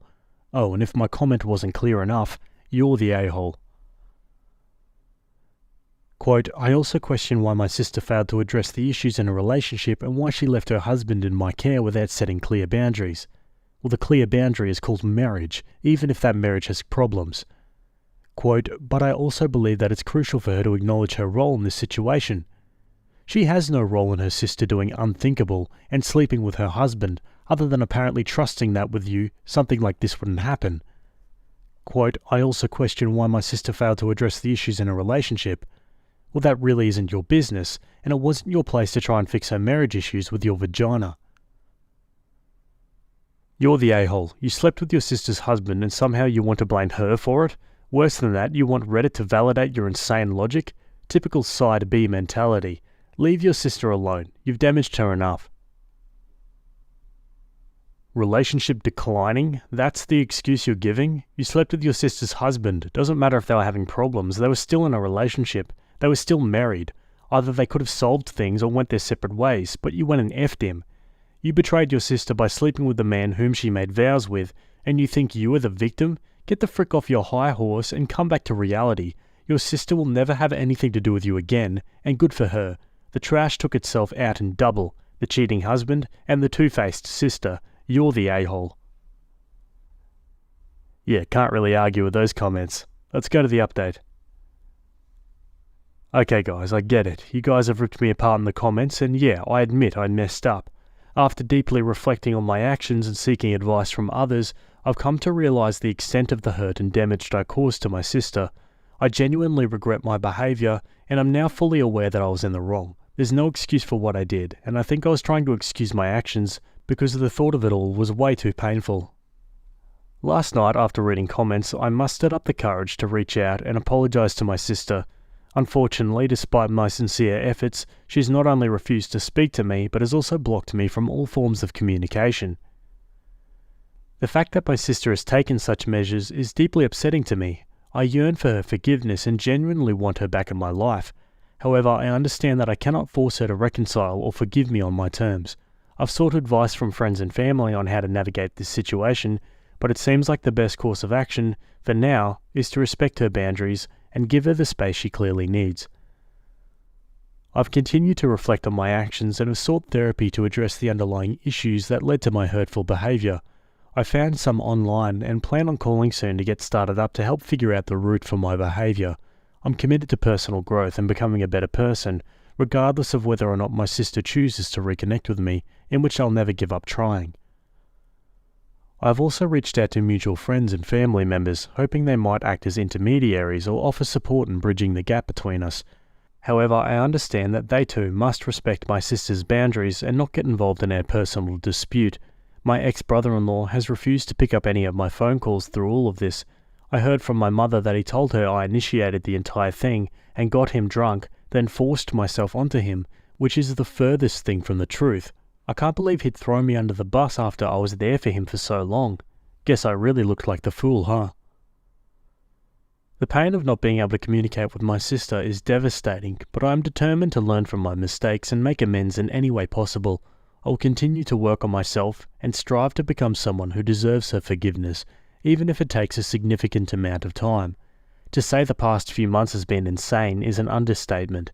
I feel like my entire world has caved in. While I hold on to hope that one day my sister will be willing to reopen the lines of communication, I also acknowledge the possibility that she may never want to speak to me again. Regardless, I will continue to grow, learn, and reflect on my actions, knowing that healing and reconciliation are processes that cannot be rushed or forced. I hope my sister sees my remorse and my effort to grow.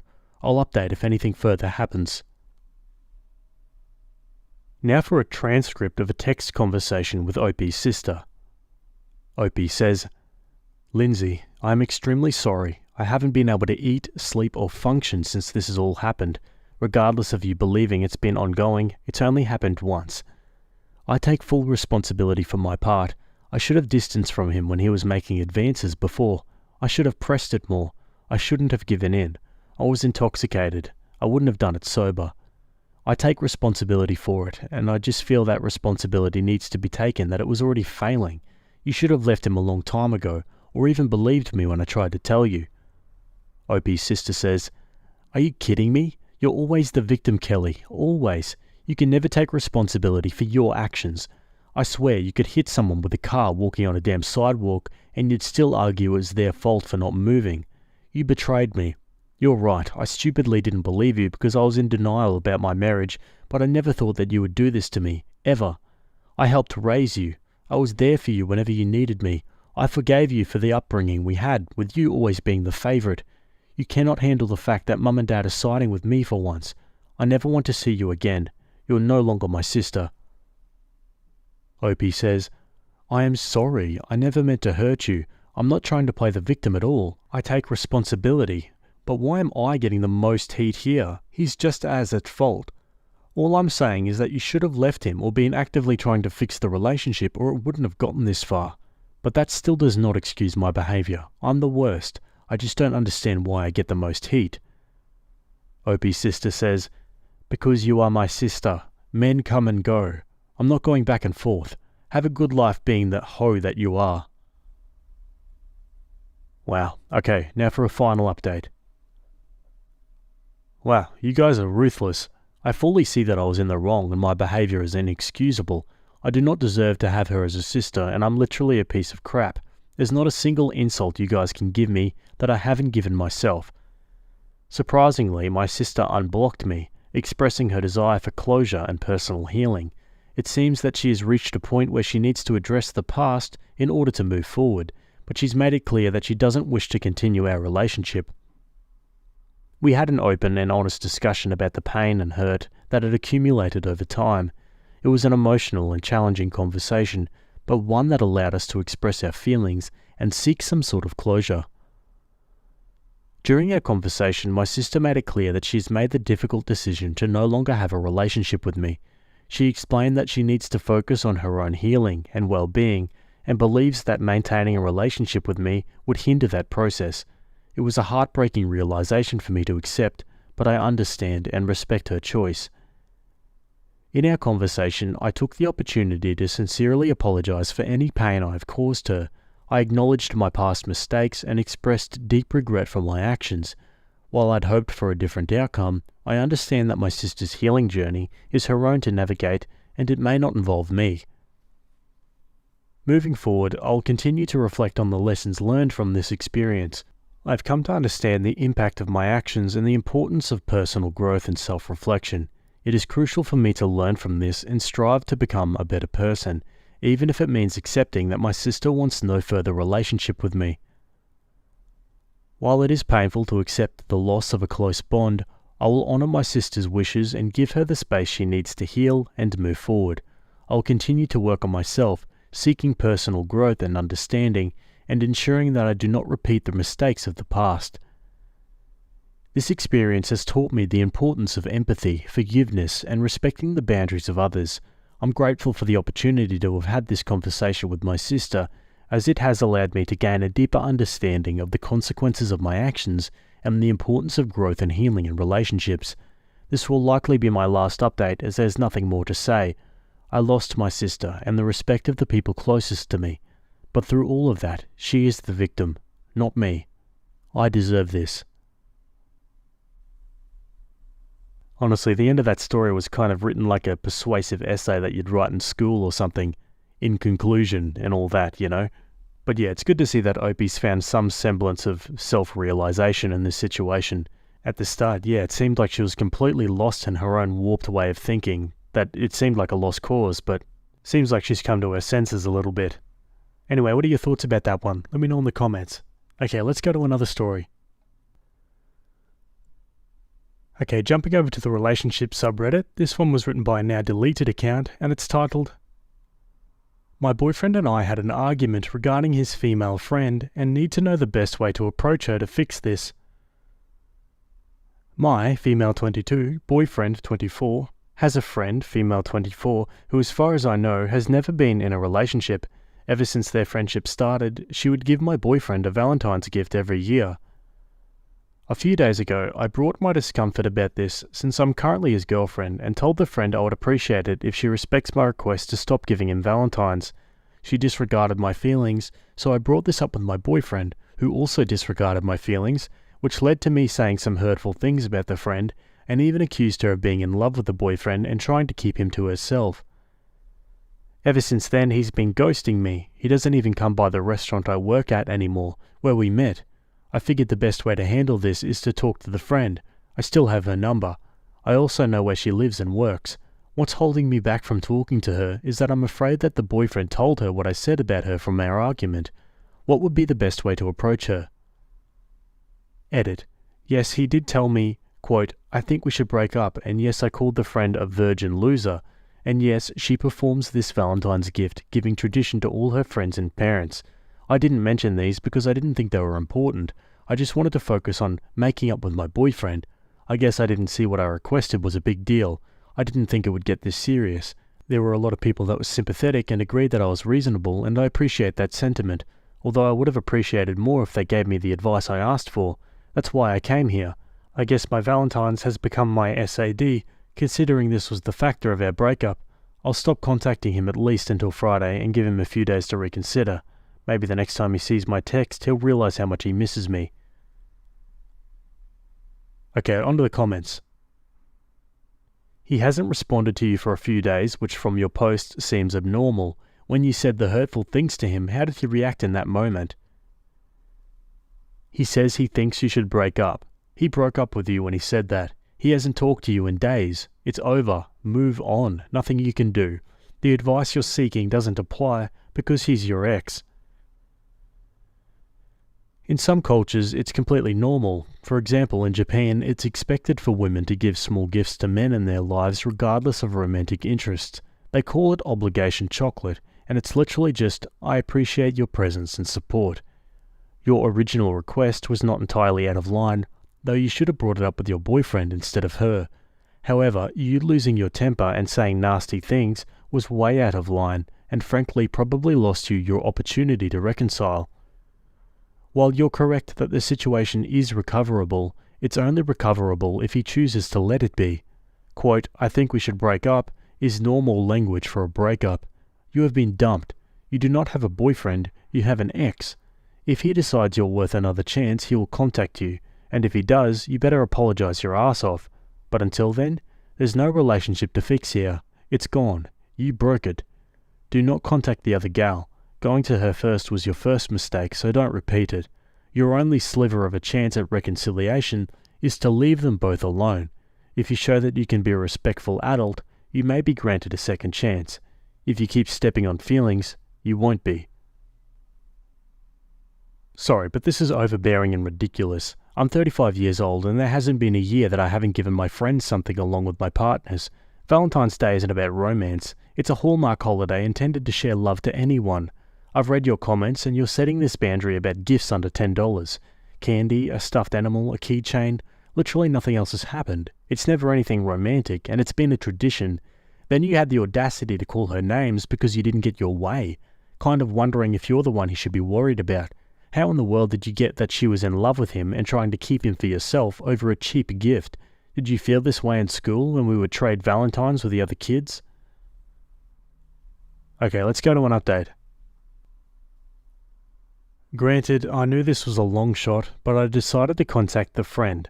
Someone suggested me to show this post to my boyfriend, but I didn't do that because I thought he would ignore it, just like all my other texts and calls. Instead, I decided to show some of the replies I'd gotten to show the friend that this is weird behavior between friends. I'd ask if she can just be honest for once that she may actually do, in fact, have feelings for my boyfriend. She replied that she would like to speak in private and invited me to her apartment. This all happened yesterday. What I thought would be a conversation about trying to understand each other instead turned into a big dunk on me. She told me the reason she's telling me this to my face instead of through a text is because since I'm acting immature about this whole thing, I'm going to talk to you like a child. She felt that even just the little things about her life that I shared with strangers and then showed their distorted judgment towards her was wrong. Pretty sure you'll share this too, but as soon as I finish what I said here and you walk out of here, I'm blocking your number and try not to think of you ever again, just like boyfriend is trying to do. I then brought up some family issues she would share whenever she wants to just get sympathy. She yelled at me and said that's her life and that she shares with her friends, and said I'm talking about her life to strangers to get your own sympathy. She then said, "Unlike you, I don't judge people's value based on relationship status or if they've had sex or not. Boyfriend is an awesome person. He deserves every good thing in his life. I thought you could be one of them. I thought you were a funny and sweet person and I liked how you made him smile. Now whenever he thinks about you, he gets upset. And by the way, you two are definitely over. And no, I'm not going to help you understand about my lack of love life. There's nothing to understand. This is my life and you're not involved in it and you never will be. And you'll never be involved in the boyfriend ever again." I was trying not to cry during this berating. Even when I broke down, she still kept talking, while I couldn't even get a word in. I said I just want to talk to him, but she kept telling me to get out. When I calmed down a little in my car, I called my boyfriend. It automatically goes to voicemail. That's never happened before. I called again and it goes to voicemail. I think he finally blocked me. I think we are over. I think it took me like 30 minutes to feel okay to drive. My friends and roommates tried to comfort me, but I was too exhausted, so I just took a nap. I'm still not feeling all that great, but I'm going to try to move on. Yeah, so this whole post was pretty much just 8 minutes of OP being in denial about the whole situation. And I love that line that the girl used, "Since you're acting like a child, I'm going to talk to you like one." Jeez, pretty good. My ex-boyfriend found out the truth behind my cheating and he's extremely upset now. I realize it's impossible to try to describe what happened in the title. Just going to clarify that it's nothing like it sounds and that the post is long. Okay, when I, 34 female, was 14, I finally got my life back on track after a rough childhood. I lost my dad, was bullied at school and blah blah blah, and simply had some rough years. But I changed my school, I met my group of friends, and someone who a couple of months later became my first boyfriend. Thomas, 34 male now. I was really happy. I felt like I'd found my place finally. I was doing good at school, had a job, and at least 2 weekends a month my group of friends and I would leave the town to go to a city on the coast or the capital city, just 2 or 3 hours away in the car. I'm from Argentina, and we would go see our favourite national rock bands. We loved it. We were big fans. It was the coolest thing to do back then in my country. Doing pogo, pushing people to get to the front fence, screaming the lyrics, etc. It doesn't seem important, but it is. Basically, when I was 16, my friend group and I head to the capital to go see one of our favourite bands, Callejeros, at a place called Cro-Magnon. Excuse the pronunciation, guys, I'm Australian. I'm not going to explain what happened, just going to say that the biggest tragedy of rock happened that night. Lots of victims and lots of people that ended up hurt. I ended up hurt. I still have a big scar on my thigh. 2 of my closest friends passed away that night. It was a big mess. I can never explain what I felt. I remember I started to go out every weekend. I would get drunk up my ass. I avoided talking about it at all. I would leave the room when someone even spoke about it. I kept pretending that everything was fine, that I was fine. Just a quick aside here, I looked it up and apparently it was a fire that broke out in the nightclub and killed almost 200 people. In case you're wondering, getting alcohol in Latin America being a minor is not hard, much less in a small town. Plus, I'm from a town where, for some reason, we also go out on Thursdays, and in Latin America we usually leave clubs and parties around 6 a.m. On Fridays I would show up drunk at school, but that was common so no one realised. Tomas was there, supporting me through everything, working hard to get a smile out of me every day, trying to get me to open up, but not pushing me too much either, hugging me when I needed to. And, well, our relationship grew stronger, despite me going into a darker hole.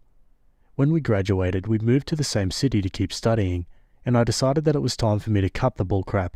I got a part-time job and worked hard to get the best grades, got new friends, stopped partying so much. I thought I was fine, or at least I wanted to convince myself that I was, but with time, I realised that I wasn't. We were like 20, and I remember I started to drink again. I hated myself. I felt miserable. I had nightmares with that night, and I felt even worse because I thought I was being, ungrateful. I survived, at least, in my mind, feeling like this was pathetic. Mental health, well, we didn't speak much about it then. It was taboo to go to therapy. During this time, I started to treat Tomas bad. I was mistreating him. Now, I never hit him or anything like that, but I would often yell at him or call him names when he was just trying to help. I kept pushing him away. I realised he deserved better than me. Tomas was always an angel, of course he did. It did not make sense to me why he was still supporting me. When he found me passed out after so much drinking on the floor, he would take me to the bathroom, bathe me, dress me, put me in bed, cook for me, clean my apartment. It only made me feel worse. I had a great man, and I was treating him like crap. He simply deserved better than me. I tried to tell him that we needed to break up, but he refused. Tomas refused and told me he would stick next to me, no matter what. But I only got worse, and I felt like I was going to drag him with me, and I couldn't stand the idea of seeing him with me. So after thinking about it, I made a choice. I did the only thing I knew he wouldn't forgive. Well, I told him I did it. I told him I cheated on him with a guy from my work, a friend he was jealous of. He was upset, confused, angry, sad, and felt betrayed, of course. It was heartbreaking to see him like that, but I knew it was necessary. He was much better without me. I was just a dead weight back then. Anyway, he left. I simply did not see him again afterwards. I didn't call him either. I didn't search for him, even though I wanted to. After I graduated, I got a full-time job, and I got tired of feeling miserable. My mum got me in contact with survivors. I'm going to clarify, many survivors had killed themselves or tried to. Most of us ended up with serious mental health issues, as you can see, and they ended up convincing me to start therapy. I stopped drinking for good, and well, it was all really hard. Finally, I stopped avoiding reality and faced my problems, accepting that I needed help. All the process of opening up was hard, but worth it. Countless are the nights where I just stared up the phone, wondering if I should call Tomas or not. I wanted to call him, tell him I'd lied, apologise for everything, and thank him for everything he did for me. I have to say, Tomas did call to check up a few times, but I always decided not to pick up.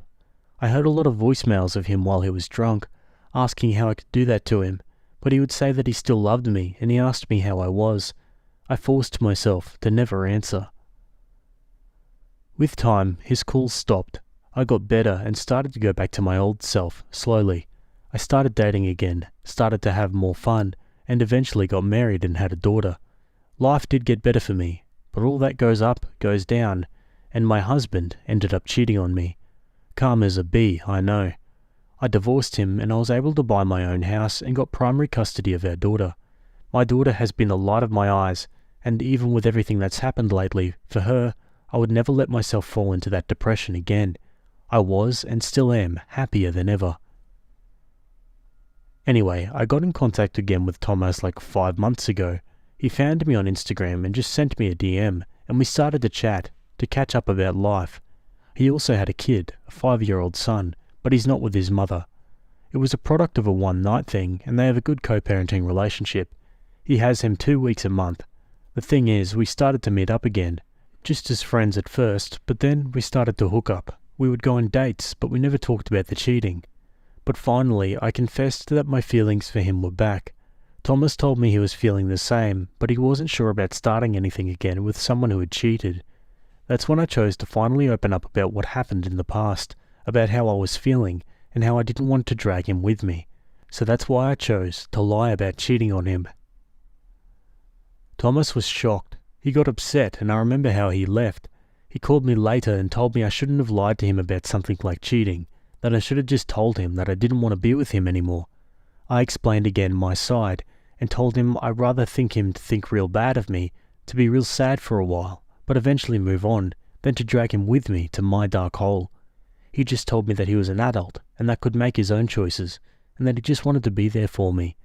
I told him I didn't regret what I did, but I apologized for hurting him, and hung up, and we haven't talked ever since. He called me yesterday, but I didn't pick up. I wasn't ready to talk with him yet. I've been processing all this information. Despite not being the best way, all these years I believed I did him a favor with this, that even though it hurt him, it was the best for him. Also, I was not even close to good enough to be in a relationship. I honestly don't know. I do know it wasn't the best way, but I had no strength to reject him. I knew he would have been able to convince me that he wanted to stay with me, despite everything.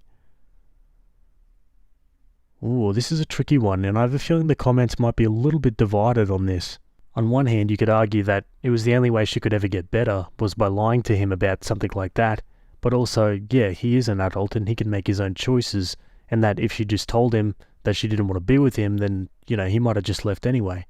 But it sounds like Opie kind of already tried that. I mean, she mentioned she tried to break up with him before, but I guess we need more info on what exactly she did.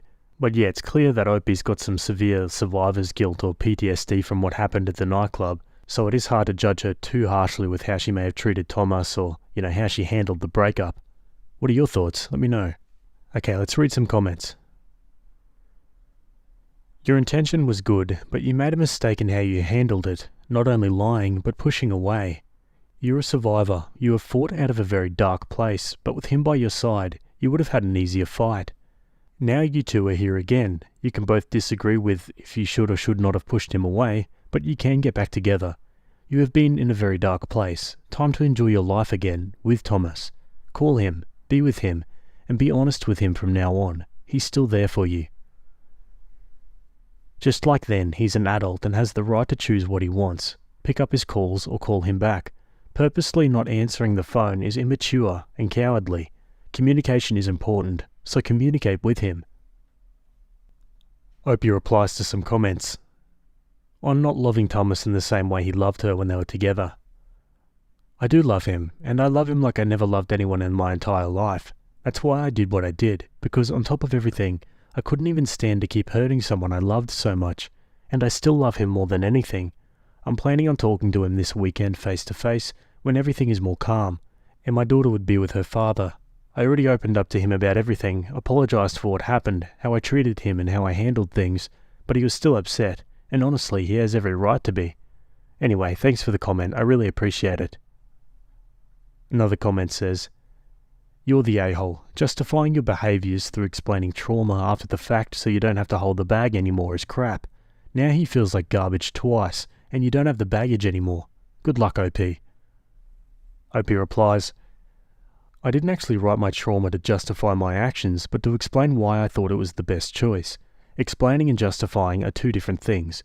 Back then I felt like a dead weight to him, and like I've said, at least for me, the last thing I wanted to do was to drag someone I loved so much with me to a dark place.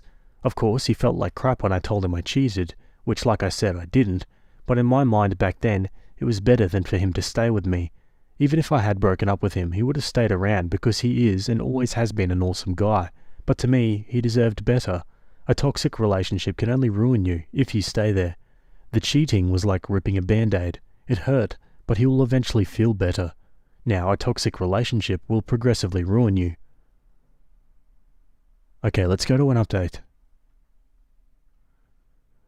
Unfortunately, my post fell on the side full of red pill incels and annoying bots that didn't even read or couldn't comprehend it, and I realized just by reading the first sentence.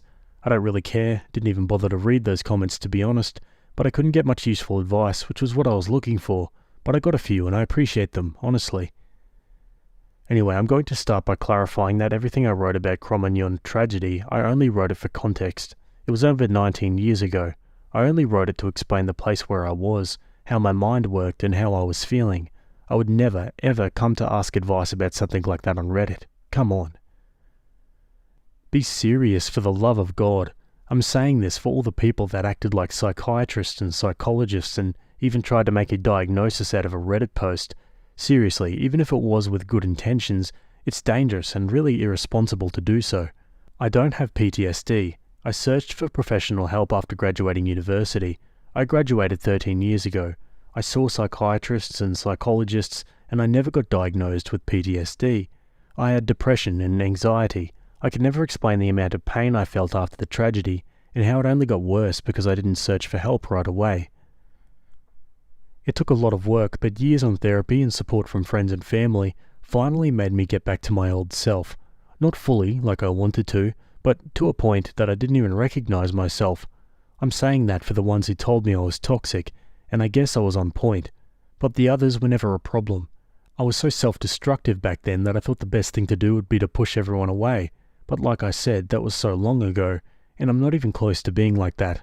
I repeat, I wouldn't be so irresponsible to get into another relationship, get married and have a child.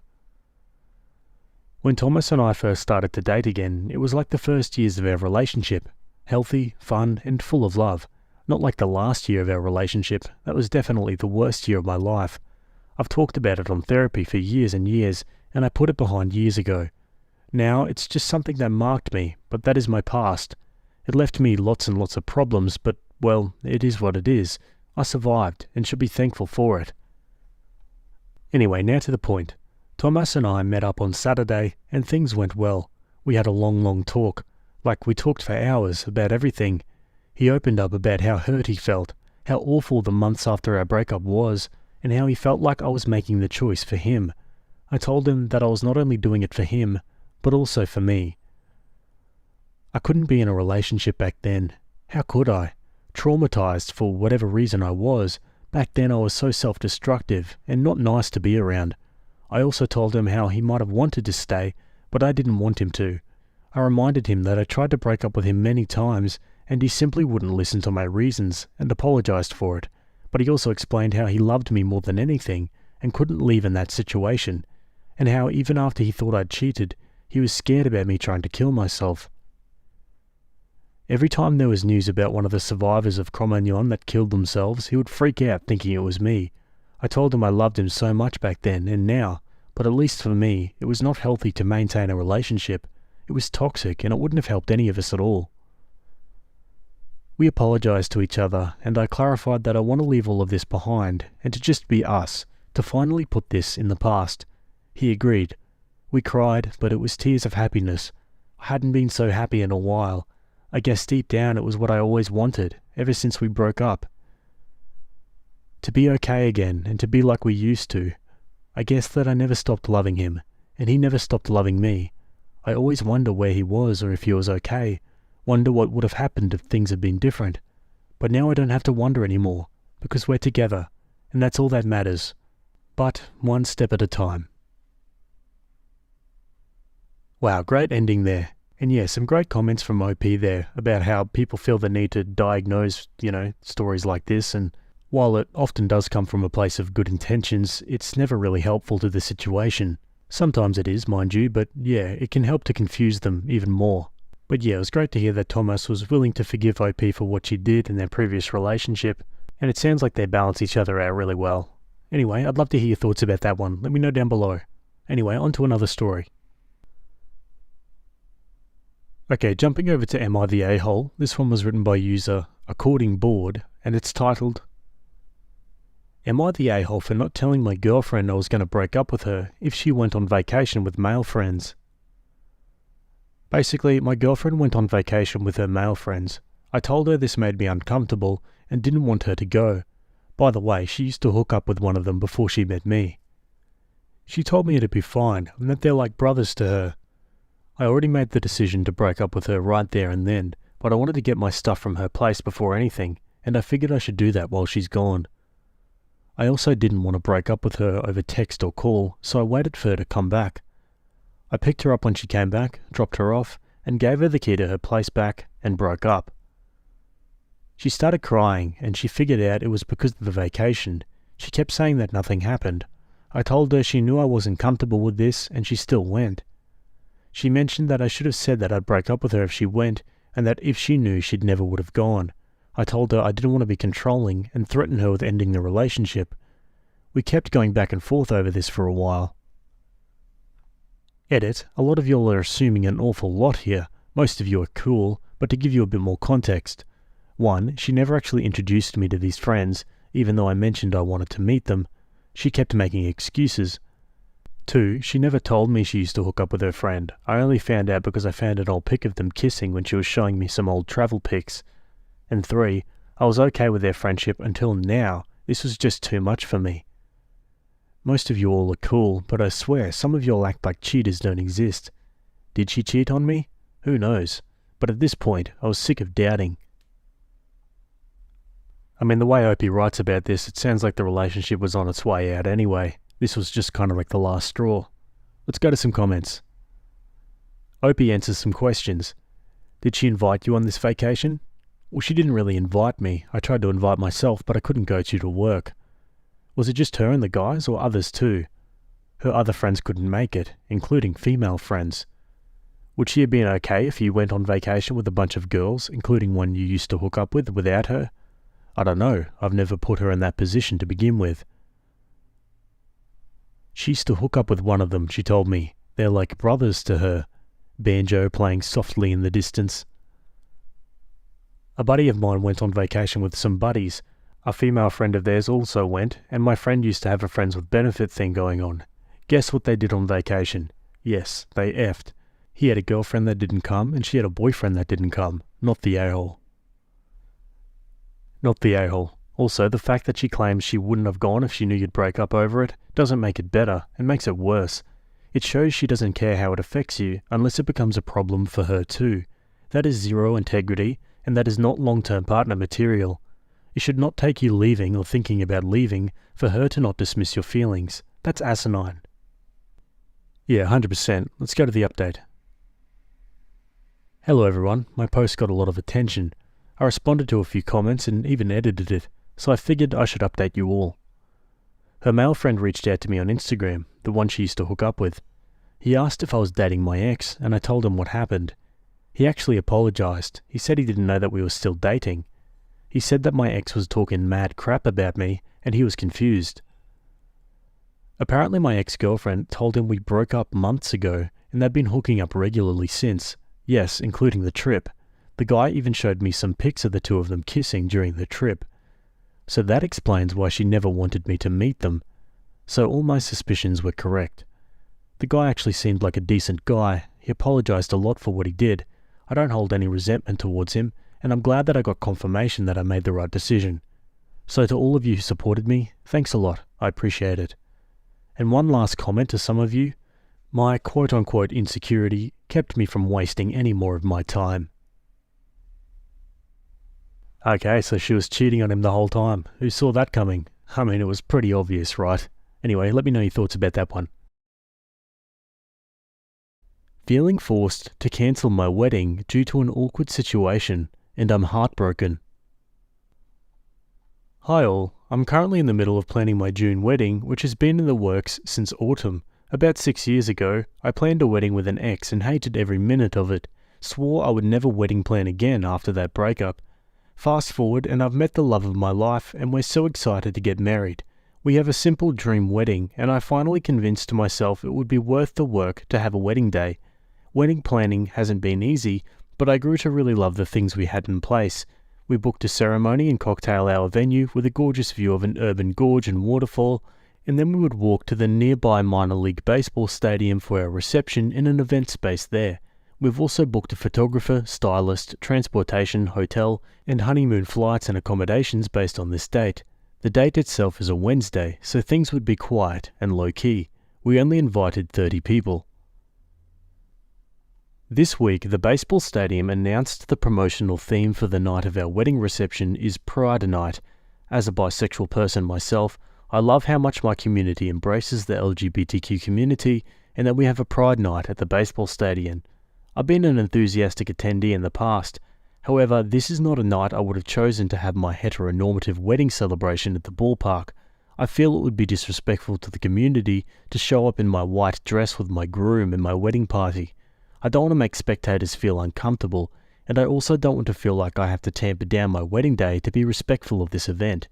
I dreamed of taking pictures in the stands and having my whole party walk to the stadium with flowers and decor for fun photos. I feel like these public celebrations will make me feel imposing or awkward now. The baseball stadium has offered to change our contracted date, but obviously it would require a lot of work to move all my other vendors and arrangements. I could also plan a different reception that day, but a baseball wedding was my dream from the start, and I worry I'd be more heartbroken doing something else that day. Not to mention, both these options require a lot of extra work from me that I don't want to add to my plate. The other option would be to elope, of course, but I'm heartbroken that I'd have to give up my wedding day and professional photos over this. I can't believe I put in all this effort and money into a day just to be put into a difficult situation where I have to choose between respecting a community and having my dream wedding. I feel so sad and discouraged. Any advice or opinions would be appreciated. Throwaway account in case this is controversial. I mean, I'm not a part of the LGBTQ community, but I have a feeling that they probably wouldn't care. So what if there's a hetero wedding going on? I mean, love is love, right? And I feel like everyone understands how hard it can be to, plan weddings and make everything line up correctly.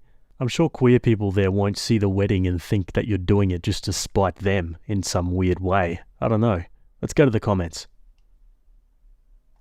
I honestly don't think anyone is going to notice or care about what is happening in a party in one box. Wedding planning is so freaking hard and detail-oriented, but honestly, innocent bystanders really don't care about your wedding. It's not like they limit admission that day to LGBTQIA+. Go on with your bad self, enjoy your day, and be proud that you found love in this terrible world. Right, people will probably see the wedding party and be like, oh look, they just got married, and she looks so pretty, and that will be the extent. I don't think anyone is going to be offended or think poorly of you. It's not like you'll chose the theme. This is less of a big deal than you think. I go to a lot of theme games, and while the theme is clear, there are plenty of people who go just to go, and don't know anything about the theme. It's not like you're going there to shout homophobic remarks. I think it will be fine. Yes, I'm a season ticket holder to an NBA team that has theme nights all the time, and I never know what they are until they show up. I don't mean to be insensitive, but I don't really understand why having a heteronormative wedding would be disrespectful to the LGBTQ community. I'm pretty sure the people in the community know there are other people in the world who are not LGBTQ. A gay couple I know had a wonderful wedding, and both brides wore white dresses. I apologize for missing something, but I just have the event as planned. Maybe a nice gesture like a table outside your private area with free rainbow cookies and a sign that says, "As we celebrate our special day, we hope you enjoy celebrating yours," or something. A wedding is such a joyful event. I just don't see it as an intrusion. Yeah, I agree with the comments here. I think Opie's probably overthinking it a bit. Okay, on to an update. Thank you to everyone who read and commented on my post yesterday about how the baseball stadium I'm hosting my reception at announced our wedding date is Pride Night. After a lot of heartfelt reflection, we've decided to continue planning our wedding for that day and joyfully accept the coincidence. I also want to apologise if anyone felt my reaction to this news was homophobic or bigoted. I truly felt I was coming from a place of concern from the community, but realised it was from a deeply rooted internal conflict surrounding my own bisexual identity. I wanted to especially thank those who brought bi erasure to my attention. This was a layer of my emotional reaction that I wasn't aware of at first.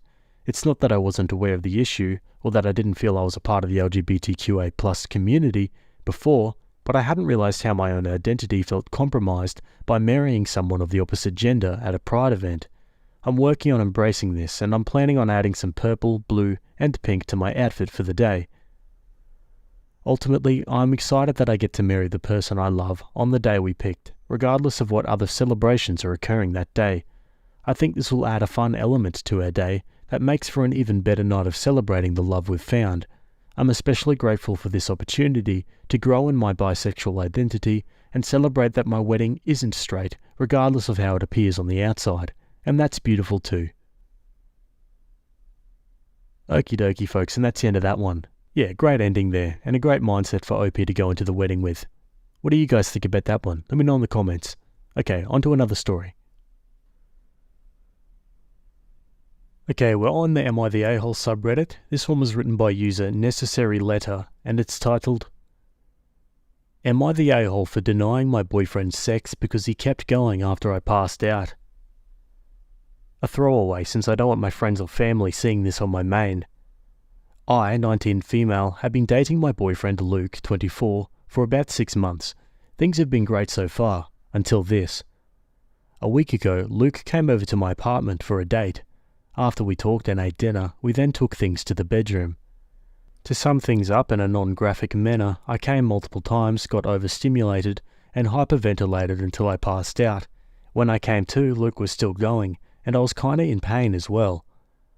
After he finished, I mentioned that I wasn't comfortable with him still going through with sex when I was unconscious. Luke kinda just shrugged me off and said, okay.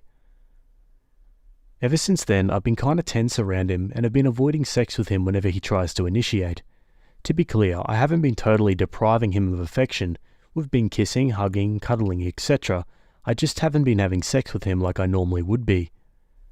Luke has been complaining about this and says it's borderline emotionally abusive to deprive him of sex after a mistake. We ended up celebrating Christmas early on the 23rd since he would be out of the city to celebrate with his parents and siblings. After exchanging presents, Luke attempted to pick me up and throw me on the bed to initiate sex. He only set me back down because I freaked out at him. Now he's gone and won't be back until New Year's Eve. Luke sent me a text saying that he expected me to get over what he did by the time he gets back. I don't know what to do. I'm exhausted, and what Luke has been saying is making me feel guilty over how I've been reacting. Am I the a-hole? Yeah, I mean, the action itself is obviously very dubious, but I think the way he's reacting to Opie's clear uncomfortability around the subject is probably even more of a warning sign. Like the way he said that he expected her to get over it by the time he gets back. Like, sheesh, red flag. Let's go to the comments. Not the a-hole, but your relationship is a dead man walking. Might as well end it now. Quote, Luke has been complaining about this and says it's borderline emotionally abusive to deprive him of sex after a mistake. Oh honey, no. A boyfriend worth keeping would have promised to never do it again once he realized it was a problem, and be making a show of respecting your boundaries in other areas to show he means to make it up to you. If he really said that, he's a manipulative douchebag who's learned to use the language of the abused to justify abusive behavior, and I wish he was the only person on earth who'd learned that nasty trick. Not the a-hole. It might be forgivable if he was truly sorry and promised to respect how you felt in the future, but he's not doing any of that. He doesn't sound mature enough to handle an adult sexual relationship if he can't talk about this. The relationship is over. Trust has been destroyed. Not the a-hole. He is manipulative and physically and emotionally abusive. Get over the fact I assaulted you is what a narcissist would say, because he is not getting what he wants. You have every right to be freaked out, upset, or feel any emotions you feel about what happened. Nobody, and I mean nobody, gets to tell you when or how to get over something. That is your choice, and your choice only. It may take 3 days or 3 years. Not nobody gets to decide that, except you. You don't feel safe with this person anymore. That is normal. What you're feeling is normal and totally okay. I've been in a similar situation. Please stop communicating with this person. I usually don't tell people to leave, but please end this relationship and leave and cut all contact with him. He has no respect for you, and he will likely abuse you again and again. He clearly doesn't care about you or your safety. Opie replies, if I were to break up with him, it would be kinda hard to cut all contact, since he's one of my brother's friends, and that's how we met at first. A couple of questions. Do you often pass out from sex, or was this a first time? If you've passed out in the past, how has Luke responded, and what kind of discussion was had? Was he even aware that you'd passed out? And for how long were you passed out? In the throes of sex, might he not have noticed you are unconscious? Is this a routine situation, or a once-only mistake on his part? So having asked all these questions, I'm now wondering if my waking up to a partner surprising me by giving me a BJ is okay, or does he need consent first? And even if I give consent, I'm technically not giving consent at that moment because I'm asleep. Anyway, not the a-hole. He's being insensitive. He's also being a 24-year-old male who still doesn't understand that actions have consequences, since that part of his brain is still not completely developed until he reaches roughly 26. This is no way an excuse. Opie replies, 1. I haven't passed out from sex before. 2. Luke was aware I was unconscious and said that he checked my pulse after I passed out. And 3. Sometimes he'll do things like drawing out foreplay when I want to stop and get to the main event, or springing things on me like attempting fisting mid-sex. Info. How long have you and your brother known this guy? Also, not the a-hole. What he did to you is disgusting. Opie says, I was 13 to 14 when my brother brought him over to our house and I met him. Okay, on to an update. Sorry for not updating sooner. It's been a busy and slow month. So I took advice I was given and broke up with Luke, but not before I told my brother what happened, like you guys suggested I do. Needless to say, my brother was livid and ended up confessing that he was a bit wary of Luke dating me, but since Luke came to ask him permission to date me and was one of his best friends, that he didn't need to worry. After that, I ended up breaking up with Luke through a text message, cowardly, I know, which explained why I wanted to break up with him, and I wasn't going to be swayed otherwise. This was a day before he came home from his trip. I unfortunately made the mistake of not blocking or muting his number and got a barrage of texts and voicemails about how horrible of a person I was for breaking up with him over a mistake, and that I ruined the last day he had with his parents and siblings before he came back to our city. Since, get this, Luke apparently didn't grasp the severity of his actions towards me, even after I explained it to him, and ended up complaining to his parents and siblings about me breaking up with him before he left. His family was horrified and told him that they didn't want to see him for a long while. He sounded so angry in the voicemails that I kept flinching as though he was in front of me and would possibly hit me. I almost called him to apologize out of fear and guilt, but I went to look at my previous post and decided not to do so. I blocked him everywhere I could. I guess his mum was horrified since she managed to get my number to send an apology text about what her son did to me, and that she didn't raise him to do something so heinous. I said that it wasn't her fault, and she didn't need to apologize over Luke's own actions. Luckily, we did not live together and split time spent at each other's apartments 50-50, so he didn't have much stuff at my apartment, and I didn't leave anything at his, except for some spare clothes that I didn't care to get back. Once Luke had come back, I initially asked my brother to give Luke things back to him after I packed them up, but he declined, saying that he would kick his ass if he saw him in person again. My brother sent one of their mutual friends instead to do it. So, that's it. I thankfully haven't heard from Luke directly since, and only get tidbits about him from my brother and his friends. I ended up changing my locks just in case though. I'm sorry if that wasn't the exciting update you were expecting, but thanks to all of you who showed me love and support after I made my first post, and to all of you who sent me death and assault threats over what I posted, I hope you get splinters the next time you're barefoot on a wooden floor. God, Reddit's a funny place, isn't it, regarding that last comment? Anyway, yeah, pretty good ending all in all. And the fact that he was so aggressive over the phone after the breakup just kind of speaks to his character, I think. What are your thoughts about this one? Pop it in the comments. Anyway, on to another story. Okay, we're still on Am I the A-hole? This one was written by user Still Stormy, and it's titled, Am I the a-hole for telling my daughter, who is facing homelessness, that only her and the baby can move in with me and not her husband? The husband has lived in their apartment for a number of years. The owners recently sold it and the new ones are moving in, so my daughter and her husband have to move. The problem is, rents have gone up dramatically. The rent they're paying is $1,100 for a one-bedroom, which I thought was a lot, but now that I'm trying to help them find a place, most are now going for around $2,000 a month or more. They can't afford this. My daughter knows she is always welcome at home. Granted, a baby complicates things. I wasn't happy about her having a baby. She's young, just turned 22, but I would never deny her housing. However, I can't stand her husband. Let's just call him Aaron, for simplicity's sake. I wouldn't invite Aaron over for dinner, let alone let him live with me. Aaron's in his mid-30s, criminal history, hair-trigger temper, chronically immature, and has one hell of a jealous, possessive streak that has caused strain in their relationship, which I obviously do not approve of. Honestly, when she told me she was pregnant, I finally thought we'd be rid of Aaron. I genuinely thought he's exactly the kind of man to ditch. They've been on and off over and over since she was about 18 or 19. Alas, if anything, it made him cling to her tighter. They had a very rushed wedding, and this is their longest stint together without any breakups, just over a year. There's still been the fair share of dramatics, of course, but I'm surprised they've made it this far. Even so, I simply don't want to live with Aaron. I don't like him. I don't want him around me. I'd go above and beyond for my daughter and the baby. They can stay as long as they need, but not him. Obviously, this has created a rift between my daughter and I. She doesn't want to live separately from Aaron. I told her then she needs to figure out alternative arrangements.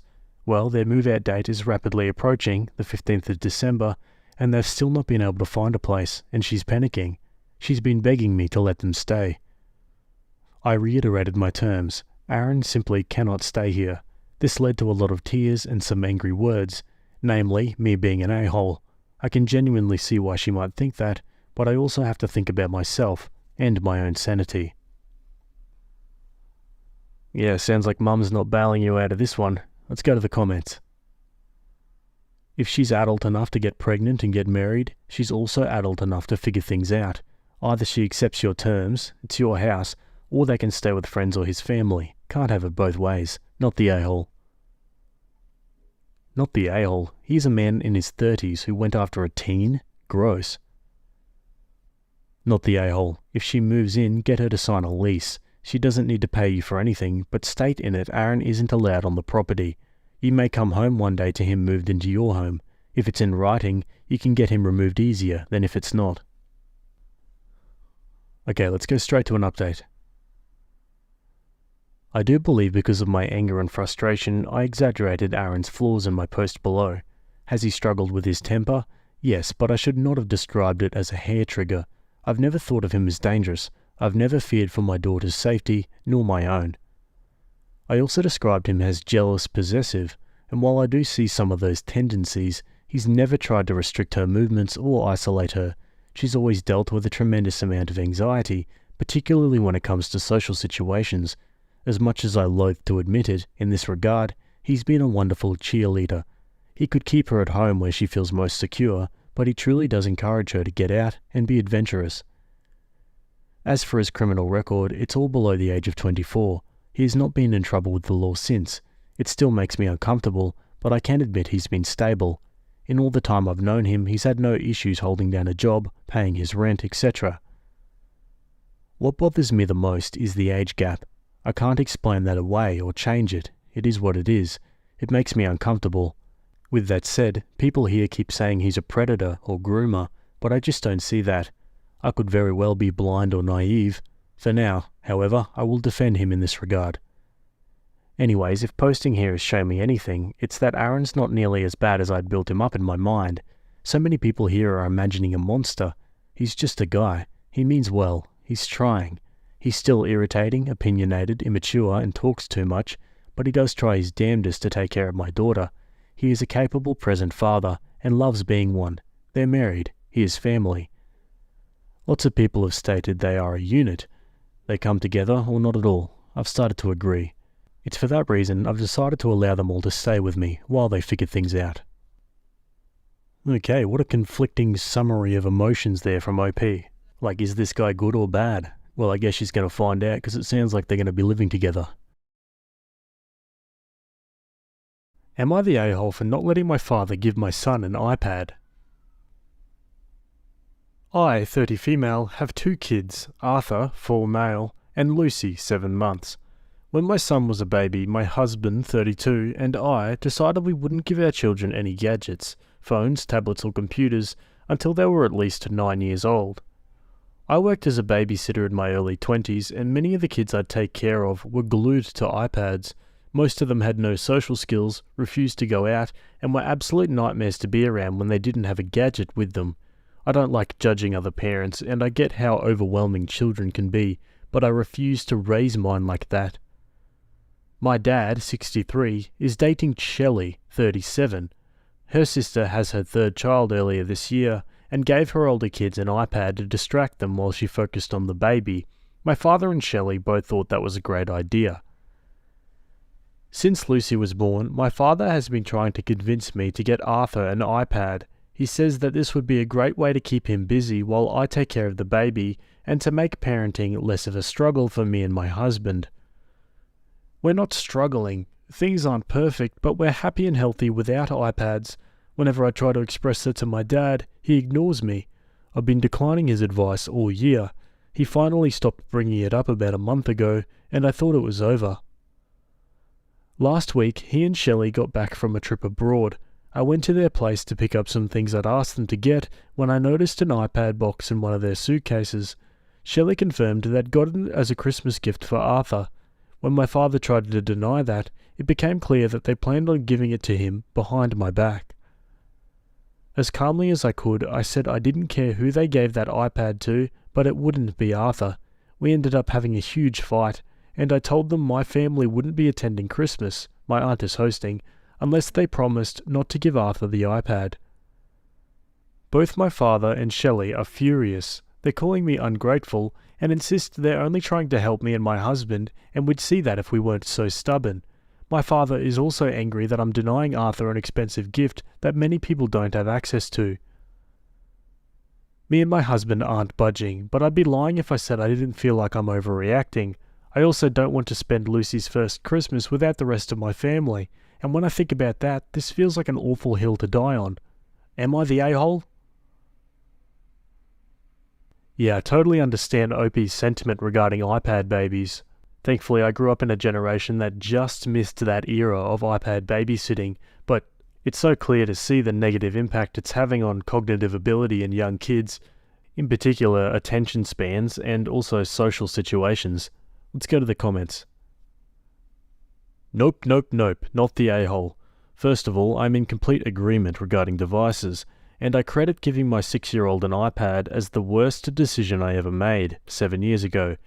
It is a constant struggle with tech and trying to find a balance between him fitting in with his peers, their ability to communicate after school, etc., and having a kid not reliant on tech. That being said, whether you're actually right or not is not even the point. You're the parent. You decide how your son gets raised. You don't want him to have an iPad? Period. End of discussion. It's literally that simple. Your dad's girlfriend is massively overstepping by basically stating, I know what's best for your kid, so I'm going to do it anyway. And once that iPad gets unwrapped, it's going to make you the a-hole to your kid if you say no. Not the a-hole, but your dad and Shelley are. I agree, once your kid gets an iPad there's no going back, and they're being very disrespectful of your parenting views.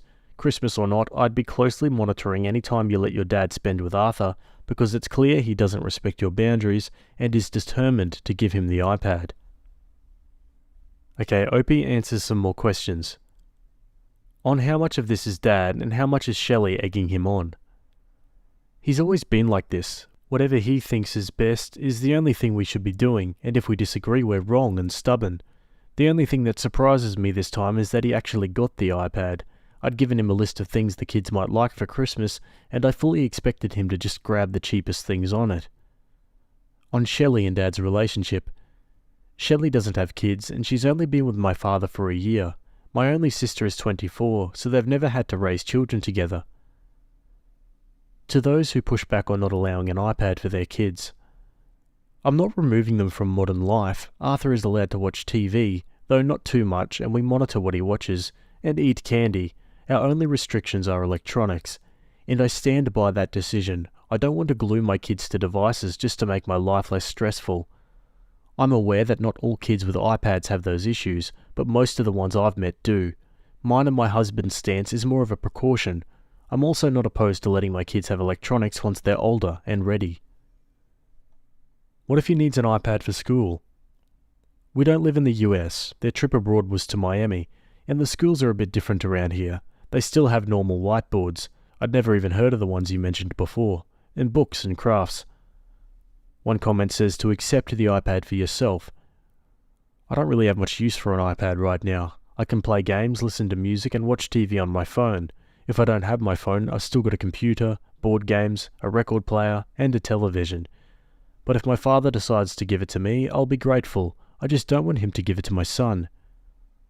And one more on Arthur. Honestly, Arthur has never even shown interest in iPads. He's been around other kids with iPads before, and even played games with them before, but never for more than a few minutes. If I had him choose between an iPad and a box of Legos, he'd go for the latter. Yeah, I imagine it would be a tricky decision whether or not you do something like that for your kid. And like Opie said, not every young kid that has an iPad turns out with all these issues, but it is good to be careful. What do you guys think? I'm interested to know. Would you give your young kid an iPad? I'm very much in the no camp, but that being said, I've never had a kid, so I don't really know the stresses involved and, what an iPad could probably do for your mental health. Anyway, let's go to the update. Thank you all for reassuring me. Since my post last week, a few things happened, including Christmas, of course. Some people in the comments suggested accepting the iPad, but hiding it away until Arthur was old enough to use it. I really didn't want to do that at first, but after talking to my husband, we decided we could try to make it work. I told my father we'd come to my aunt's place for Christmas and accept the iPad on the condition that he didn't let Arthur see it. Our plan was to tell him that Grandpa had gotten him a gift for when he got bigger. He had said he wanted a Hot Wheels track for Christmas a while ago, and my husband and I bought it for him, so we offered to have my dad gift it to him instead. I expected my father to agree. Instead, he accused me and my husband of not trusting him and Shelley, as well as denying Arthur something he'd spent so much money on. He also denied our racetrack idea, saying that he had the right to decide what he'd get for his own grandson. I hung up on him and called my aunt to tell her we weren't coming for Christmas. She asked me about it, and I ended up explaining the situation to her. Well, it turns out that mine and my kids' presences were more important to her and my cousin than my father's. My aunt threatened to ban him and Shelley from her place if they gave Arthur the iPad. After a small fight and a crying fit from Shelley, I'm not exaggerating, all over the phone, my father apologised and asked what else he could get my son for Christmas. I gave him ideas of toys, books and art kits Arthur would like. He ignored them and got a pair of socks. Whatever, Arthur still liked it. My father and Shelley gave the iPad to her sister's kids. They now have two. I know that because Shelley made a point of telling Arthur, in front of me, that her nephews got the best gift ever, and that she was sorry he couldn't have the same thing. Arthur just kept playing with his new Lego set. He either didn't listen or didn't care. I still made sure to keep her away from him throughout the night. My dad saw that, and I think he finally realised my kid wouldn't care about the iPad. He called me yesterday and apologised, more sincerely this time. All that said, I think you guys are right about him. This whole incident has made it clear that he doesn't really respect me as a parent or care about my boundaries for my children. I will closely monitor the time he spends with Arthur and Lucy in the future. Thank you all, and happy holidays. Moving forward. There are only 4 kids in the family for him to get gifts to, including mine. My daughter got a stuffed animal, and the other 2, my cousin's daughters aged 9 and 2, got Barbie dolls.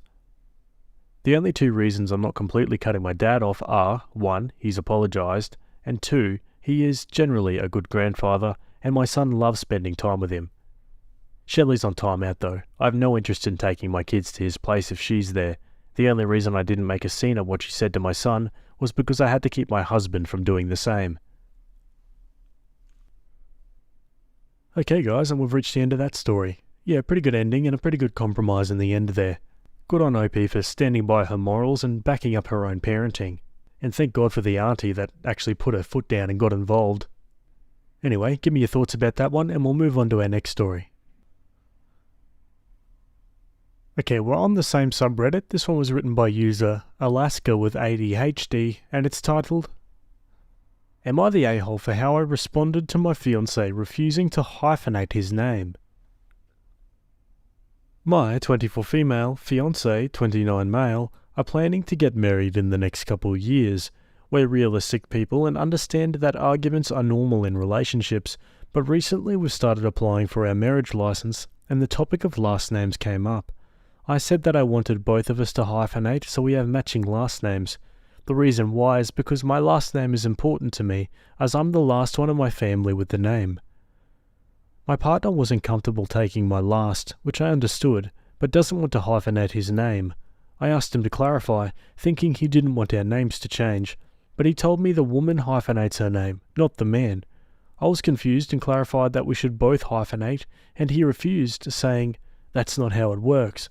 I asked him to think about it, as it was slightly important to me that we have matching last names. Here's where I think I turned into the a-hole. This morning, my fiancé asked to talk and said he was not changing his name as it made 0 sense for him to, and my name wasn't really going to change when I did hyphenate. I was pretty upset but left it alone. Later in the day, I spoke with him and said that I understand his point of view, but since we couldn't come to an agreement as to matching names, I would just keep my last name as it is now. He got upset with me and said I was being obtuse, that I know that's not how it works and we wouldn't be considered married if I didn't hyphenate. I argued that this was the best case scenario, as we couldn't come to a solution that we were both comfortable with. We're trying to be civil, but it's becoming a sore subject, and we don't want to fill out paperwork while this is hanging above us. So Reddit, am I the a-hole for threatening to keep my last name as is? Edit, I'm adding this because it keeps popping up in the comments. He was raised Christian and his parents are from America. All the women in his family have taken their husbands' names. I was born here and raised Catholic, but my family is Hispanic and migrated here when my mum was 14. Nobody in my family really changed names, but it led to problems like picking up kids from school because everyone had different last names. Despite our upbringings, neither of us are religious whatsoever, and we both have similar views on politics and such. Also to note, he said the word threatening, not me. I put it in the post because of what he said. Let's check the comments. So, adding his name to your name isn't really changing your name, but adding your last name to his is, and you're not really married unless you change your name? I think your boyfriend's a little bit unclear on how this whole marriage thing works. Not the a-hole. Keep your name, and ask yourself what else he won't be willing to compromise on if you can't compromise on that. I'm just learning today that my wife and I aren't even considered married. I thought we were married for the last 15 years, but we don't share the same last name. My life is in shambles. Not the a-hole. You have what you want to do based on reasons that matter to you. He's also allowed to have his preference and opinions on the matter, but it just doesn't happen that way is, in my opinion, a pretty poor rationale to take. Newly married myself, and the wife asked if I'd be okay if she didn't take my name at all, which I was fine with since it's not my name that determines who she is to me or what our relationship is. It's not exactly traditional in any sense, but some arbitrary set of rules made up who knows how many ages ago are not how I choose to live my life. Yeah, absolutely. There's really no rule book on this sort of thing, and Opie's just trying to find the solution that works for both of them, so fair enough. On to an update. Thank you to everyone who commented their thoughts and judgment. I'm sorry it took me so long, but I have an update. Right after the post was made, we had a death in the family. We've both been grieving and giving each other space and grace. Recently we sat down to pay the bills like we do every month, and I asked if we could talk. He said sure, and I brought up the last name argument and how I felt it went unresolved and had sour feelings remaining. He agreed that it didn't end properly, so we talked. Like all the comments suggested, I dove right in and asked why he had such a problem with me keeping my name. He immediately apologized and admitted he overreacted and acted like a child, even apologized for calling me obtuse, and said that it wasn't appropriate to call me names no matter what. He said he wasn't sure why it bothered him knowing how important my name is to me, and he didn't communicate that very well. He told me it was 100% my choice if I wanted to keep my name, and that his opinion didn't matter. I then asked about his "that's how it works" comment, and it turns out this one had a little more reasoning.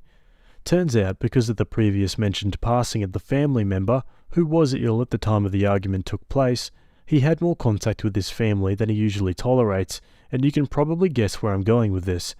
He had a little birdie on his shoulder telling him that women always take the last name. Not sure who, but I have a couple guesses. He usually is pretty resistant to this kind of blabbering from his side, but emotions were already high. He once again apologised, even saying he was a major jerk as I'm not his property. Basically, in general, he apologised for being a jerk and would support whatever I want to do. We did talk a little more and established how we would discuss frustrating things in the future and about healthy communication, and ended on a very positive note. Now, what I'm sure everyone is wondering what I'm going to end up doing. A couple comments mentioned how some people replace their middle names with their old last names, and I really love that idea, so that's what I'm going to do, as it was the option that I was happiest with. We get matching last names, and I get to keep the last name that was so important to me. Once again, thank you everyone that commented and gave me their 2 cents.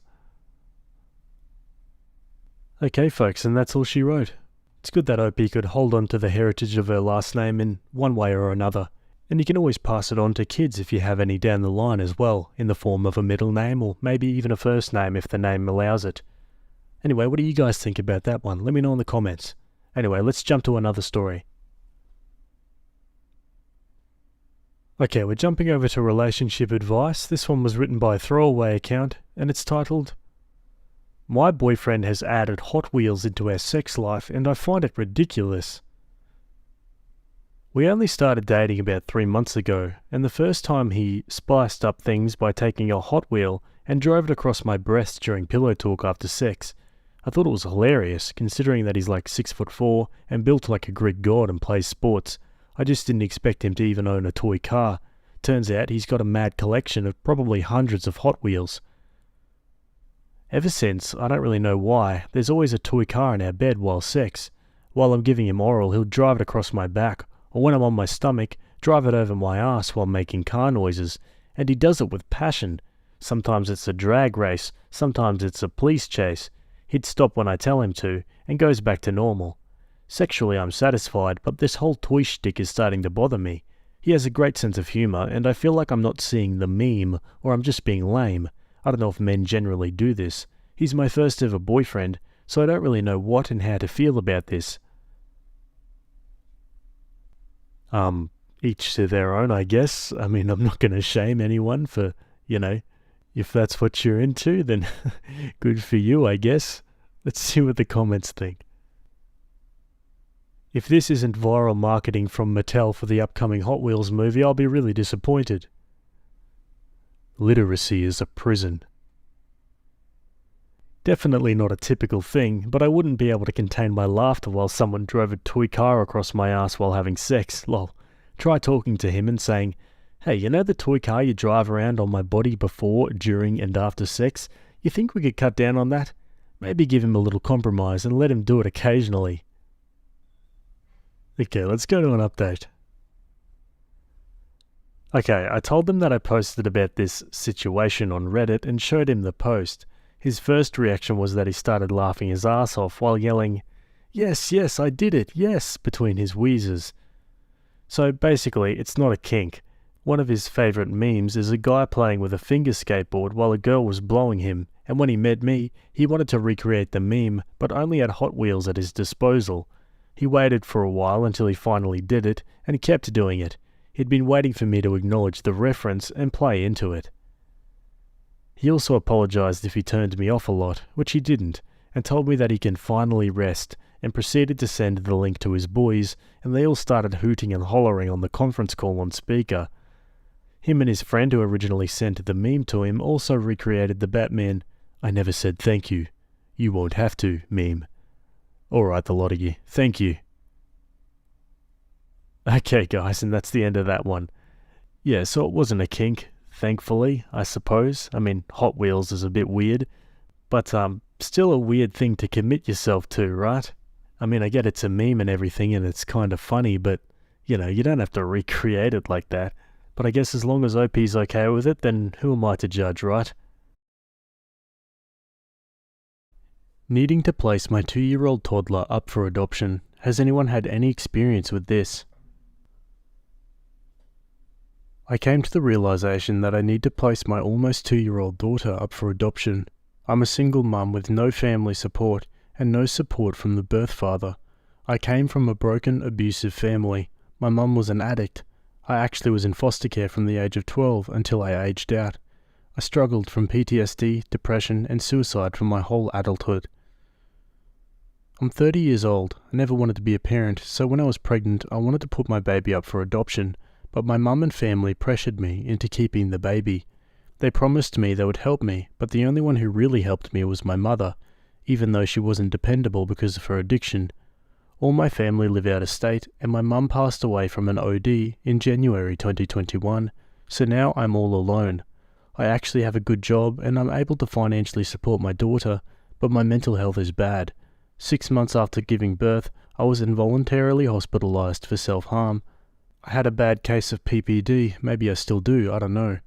All I know, I'm in therapy and my mental health is not getting better.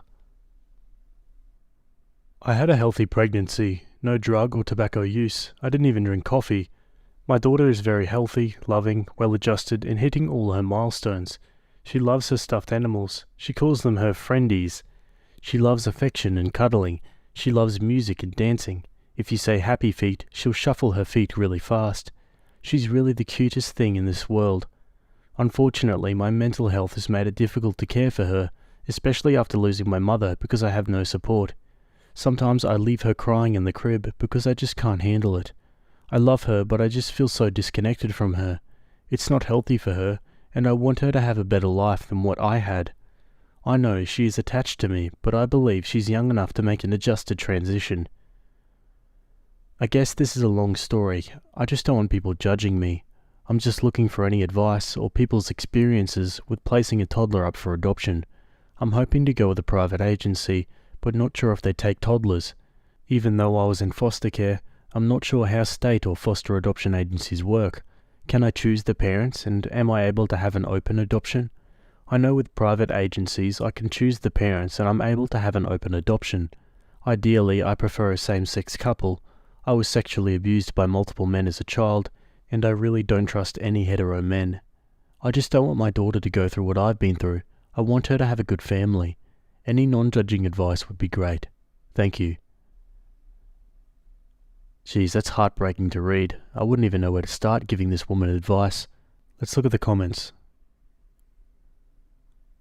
I wish I could give you a big hug. I'm so sorry things are so rough, and I can tell you genuinely care about your daughter. Reach out to a local family agency. In our town, that would be United Way, but it may be different for you. Hi, I'm really sorry you're struggling through this alone. It sounds like you're saying you're struggling to connect with your daughter because of PPD, which you had in the hospital, and that you don't have any support to help you, that you are struggling with your mental health and dealing with your own trauma. That's a lot for anyone to handle. You said your daughter is 2 and that she'll adjust. You yourself went through the system and know what it's like. I can't imagine you would want your daughter placed in it unless you felt truly desperate and alone. As an adoptee, I feel for you and I feel for your daughter. Does your daughter have a pediatrician? They often work with agencies and might be able to put you in touch with the social worker. If you want an open adoption, it would seem a private agency would be what you're looking for. Be wary of what you're told and do your research with agencies.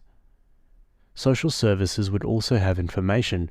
You would not have control over where your daughter would be placed if she were to go into their care. Your therapist might also have some suggestions to provide you with recourses as well. I hope this was helpful. I wish you and your daughter the best. I think speaking to a social worker is going to be your first step. They may have options that you're unaware of, like temporary foster care while you work on your mental health, or if you're truly set on adoption, they'll have information on standards, best practices, and resources where you live. Where I live, it's very much encouraged that all adoptions are open adoptions, even through CPS, unless the child requires a restraining order from their biological parents. It isn't like that everywhere, and if not, you may be better off pursuing an agency. I just want to wish you the best. I'm also a single mother, and I know that the love you have for your child is what is driving this decision, but it must be heartbreaking. Yeah, let's hope they come to a situation that works for everyone. Let's go to an update. Just wanted to update this post. Apologies for not responding sooner. My daughter and I are doing much better than before. It wasn't the best experience to get to this good place, but it all worked out in the end. We both seem to be in a good place. Here's a long version if anyone is interested. Back in February or March 2022, I went through a bad mental health break. I became very suicidal, depressed. I lost over 20 pounds in a week from it. I did have an attempt, but I ended up calling for help, and the EMT took me into the hospital, who then 72'd me. I went into an inpatient hospital called HRI Hospital. It's a private one, and it was more of a holding detention than a psychiatric hospital. I did learn a lot from the other patients, so the patients were actually more helpful than the staff. After that experience, I ended up doing an extra psychiatric program, but it was a PHP, or partial hospital program, which is an intense outpatient one, where I spent 8 hours a day, Monday to Friday, doing therapy work. It was actually more helpful. They focused on teaching about CBT, coping skills, how to reframe negative thought patterns, so that was actually more helpful than the inpatient hospital. I will say at the time, Boston was going through a major mental health crisis. Probably most places might be having the same crisis. Around that same time, Boston was trying to clear up the homeless camp tents and methadone mile, and many homelessness was shuffled to these inpatient hospitals, so they were extra overloaded. It took 4 days just to get me a bed, so it was in unprecedented circumstances, and actually around that same time is when Russia started to invade Ukraine, because I found that out while in hospital, watching the news, so my timing really sucked. It's just not a good time. My daughter's update. Right before all of this, I surrendered custody of my daughter to DCF, so she wasn't around me when I had my mental break back in February and never saw any of the stuff above. Thankfully, she was placed in a very good foster home while I got my help.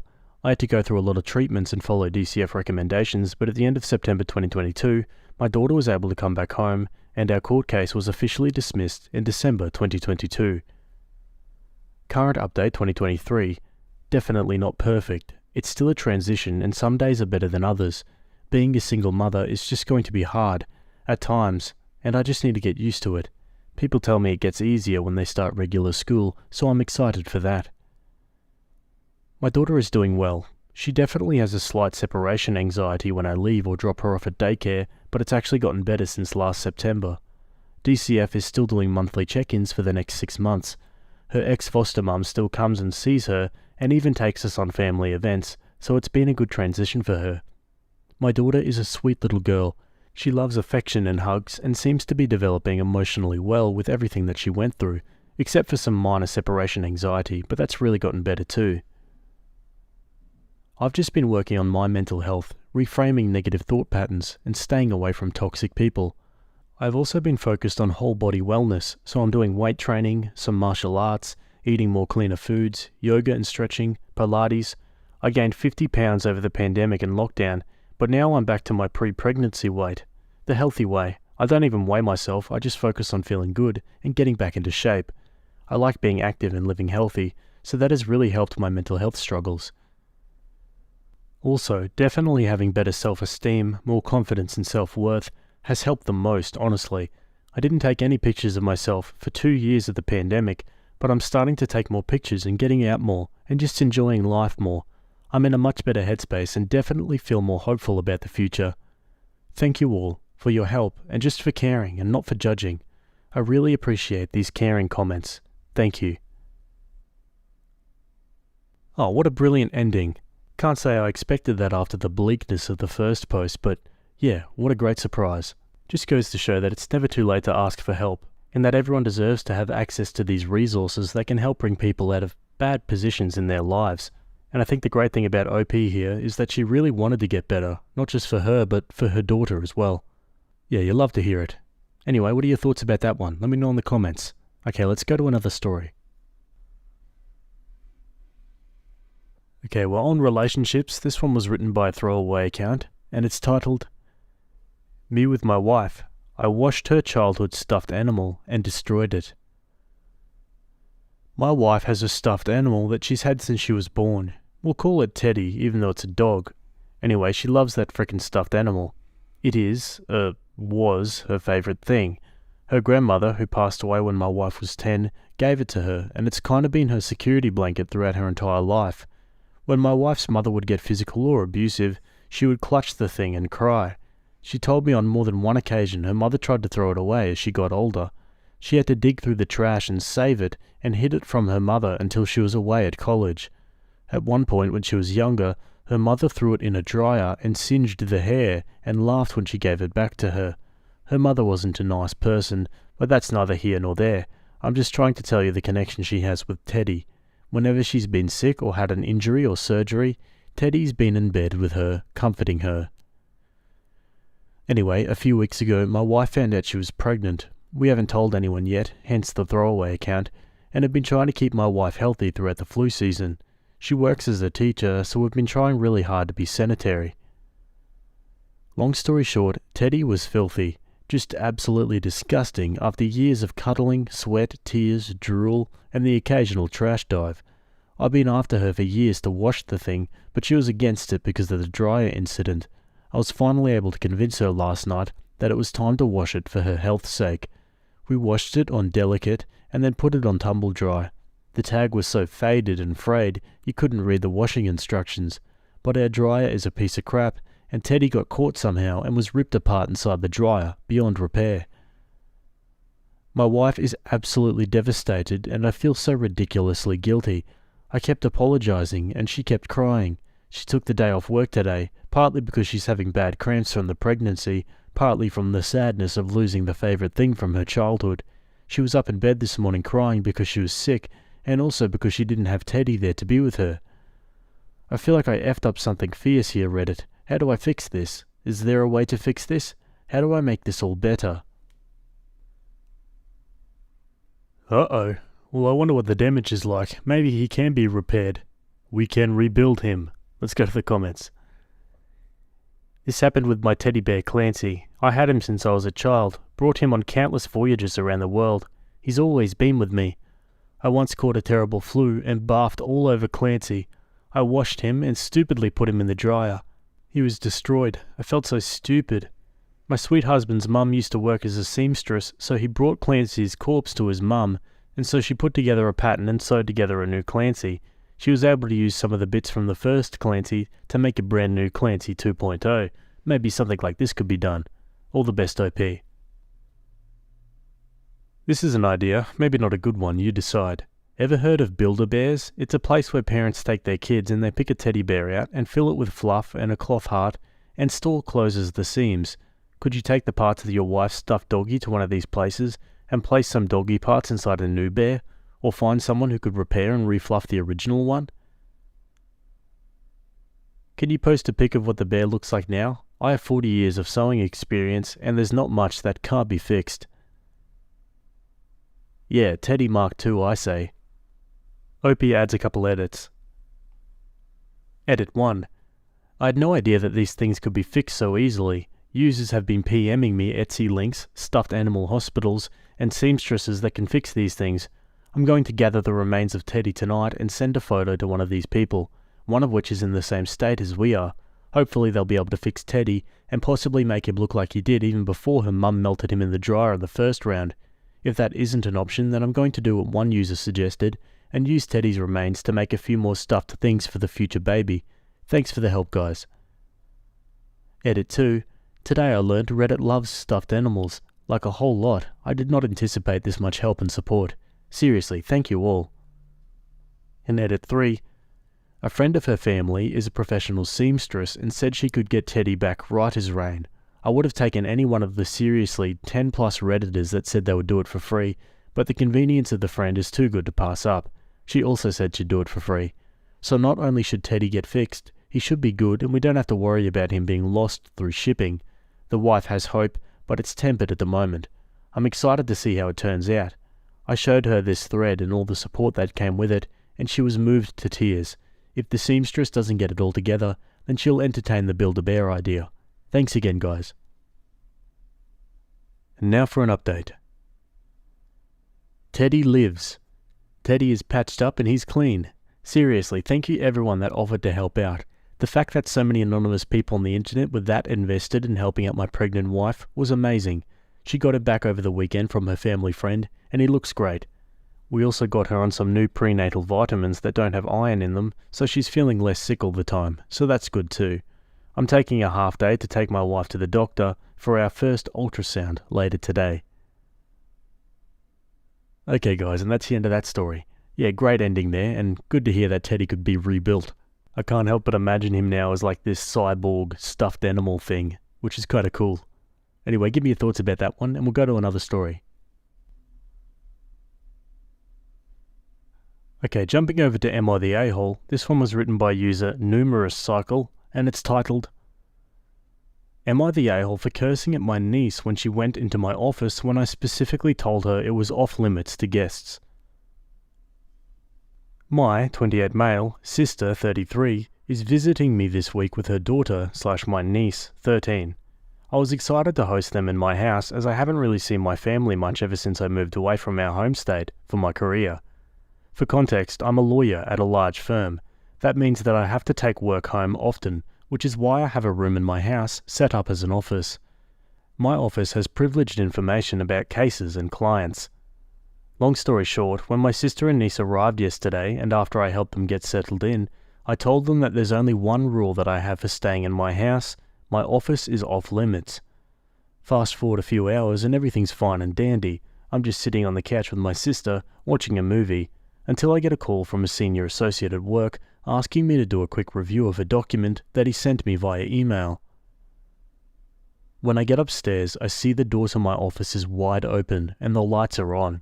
When I go in to investigate, my niece is in there sitting in my chair and taking selfies with her feet on my desk. I was beyond furious. I only have one rule for guests at my house, and it's to stay out of my office. I have that rule for a reason. Not only would I be at risk of disbarment, but the integrity of the entire case would be jeopardized if any of that information is leaked. While I'm not accusing her of that specifically, I just don't want uninvolved people in my office taking pictures and posting them on social media where there may or may not be protected information in view of the camera. I asked her what the hell she was doing, and she said, "I was just curious. I want to be a lawyer like you when I grow up." I told her, "Get the F out and stay out, you little bee." My sister came running up the stairs after my niece started crying, and she told me that I was a monster for talking like that to a kid. I told her that she had no business being in my office, and my sister said that it doesn't matter because she's just a kid. So, am I the a-hole? Yeah, I mean, she's just a kid. I don't think she's taking photos of the documents so that she can leak them. I reckon Opie probably overreacted a bit here, but also, yeah, that kid needs to learn to follow some rules. Let's go to the comments. She's 13. She was intentionally violating the rule, but still, what's wrong with you? Everyone sucks here. A solo practitioner, appeals and post-conviction work in appointed criminal cases only, has this to say. I'd think a fancy-pants big firm attorney who has a bunch of privileged crap in their home office just like I do would put a frickin' locking knob on the door and or keep all materials in locked cabinets when not in active use. You are not adequately protecting these materials. Sure, your front door locks, but once someone is in the house, apparently they could easily get into this stuff without you noticing in time. Opie replies, I live alone in a neighbourhood where crime is essentially non-existent and I don't get many visitors, so I never really thought to put a lock on the door. But I'm definitely looking into getting a lock on that door now. Did you delete the pictures? I told her to, though I don't know if she actually did. I didn't think to check her phone. Opie's last two comments. Listen, I've worked hard for 3 years in law school to get this job, and I'll be damned if I lose it over something this stupid. Maybe I was a little harsh in my choice of words, but I won't apologise for telling her off. And thanks for your comment. I'm going to talk to her later today and try to make it a teachable moment about the profession. To be honest, I didn't mean any of that when I said it. I was angry and it slipped. Okay, now for an update. Well, I certainly wasn't expecting this post to get this many responses, so I first wanted to start off by thanking each and every one of you for taking the time to read my post and weigh in with your judgment. Even the people that sent me death threats in the DMs, you know who you are. Special thanks to those who sent in their judgments via DM when the mods locked down the thread. After reading the comments and having time to cool down and think about all of this, I accept that I was an a-hole in this situation.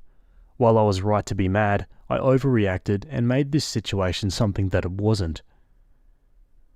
This is also a wake-up call for me to stop being lazy and do a better job of securing my documents. I'll admit that the inconvenience of locking everything down led me to become sloppy. Not anymore. I've already ordered a lock for my office door and a fireproof safe for my paper files. My desk has lockable drawers and my computer is password protected. I'm also seriously considering a security camera. Last night, I probably spent 20 minutes apologizing to both my niece and sister. I promised that I would never yell at her or use that type of language towards her ever again. She accepted my apology, and we gave each other a hug, and she also apologized for being in the office. My sister forgave me as well. I also took them out to their favorite restaurant. My niece and I had a conversation over dinner about the importance of attorney-client privilege and the secure handling of confidential information. Two things that are extremely important if she's serious about becoming a lawyer. She seemed genuinely curious, and I answered all her questions that I could about the type of cases that I handle. When we got home, I decided to surprise her. I showed her around the office, and I let her take another picture at my desk, after I put away all my sensitive files, of course. Thanks, Reddit. Okay guys, and that's the end of that one. Yeah, great ending there, and good compromise from OP. Anyway, what are your thoughts? Let me know in the comments. Either way, that's it from me today. Hope you guys enjoyed those stories. Thanks for making it to the end, and I'll see you all in the next video. Have a good day. Cheers.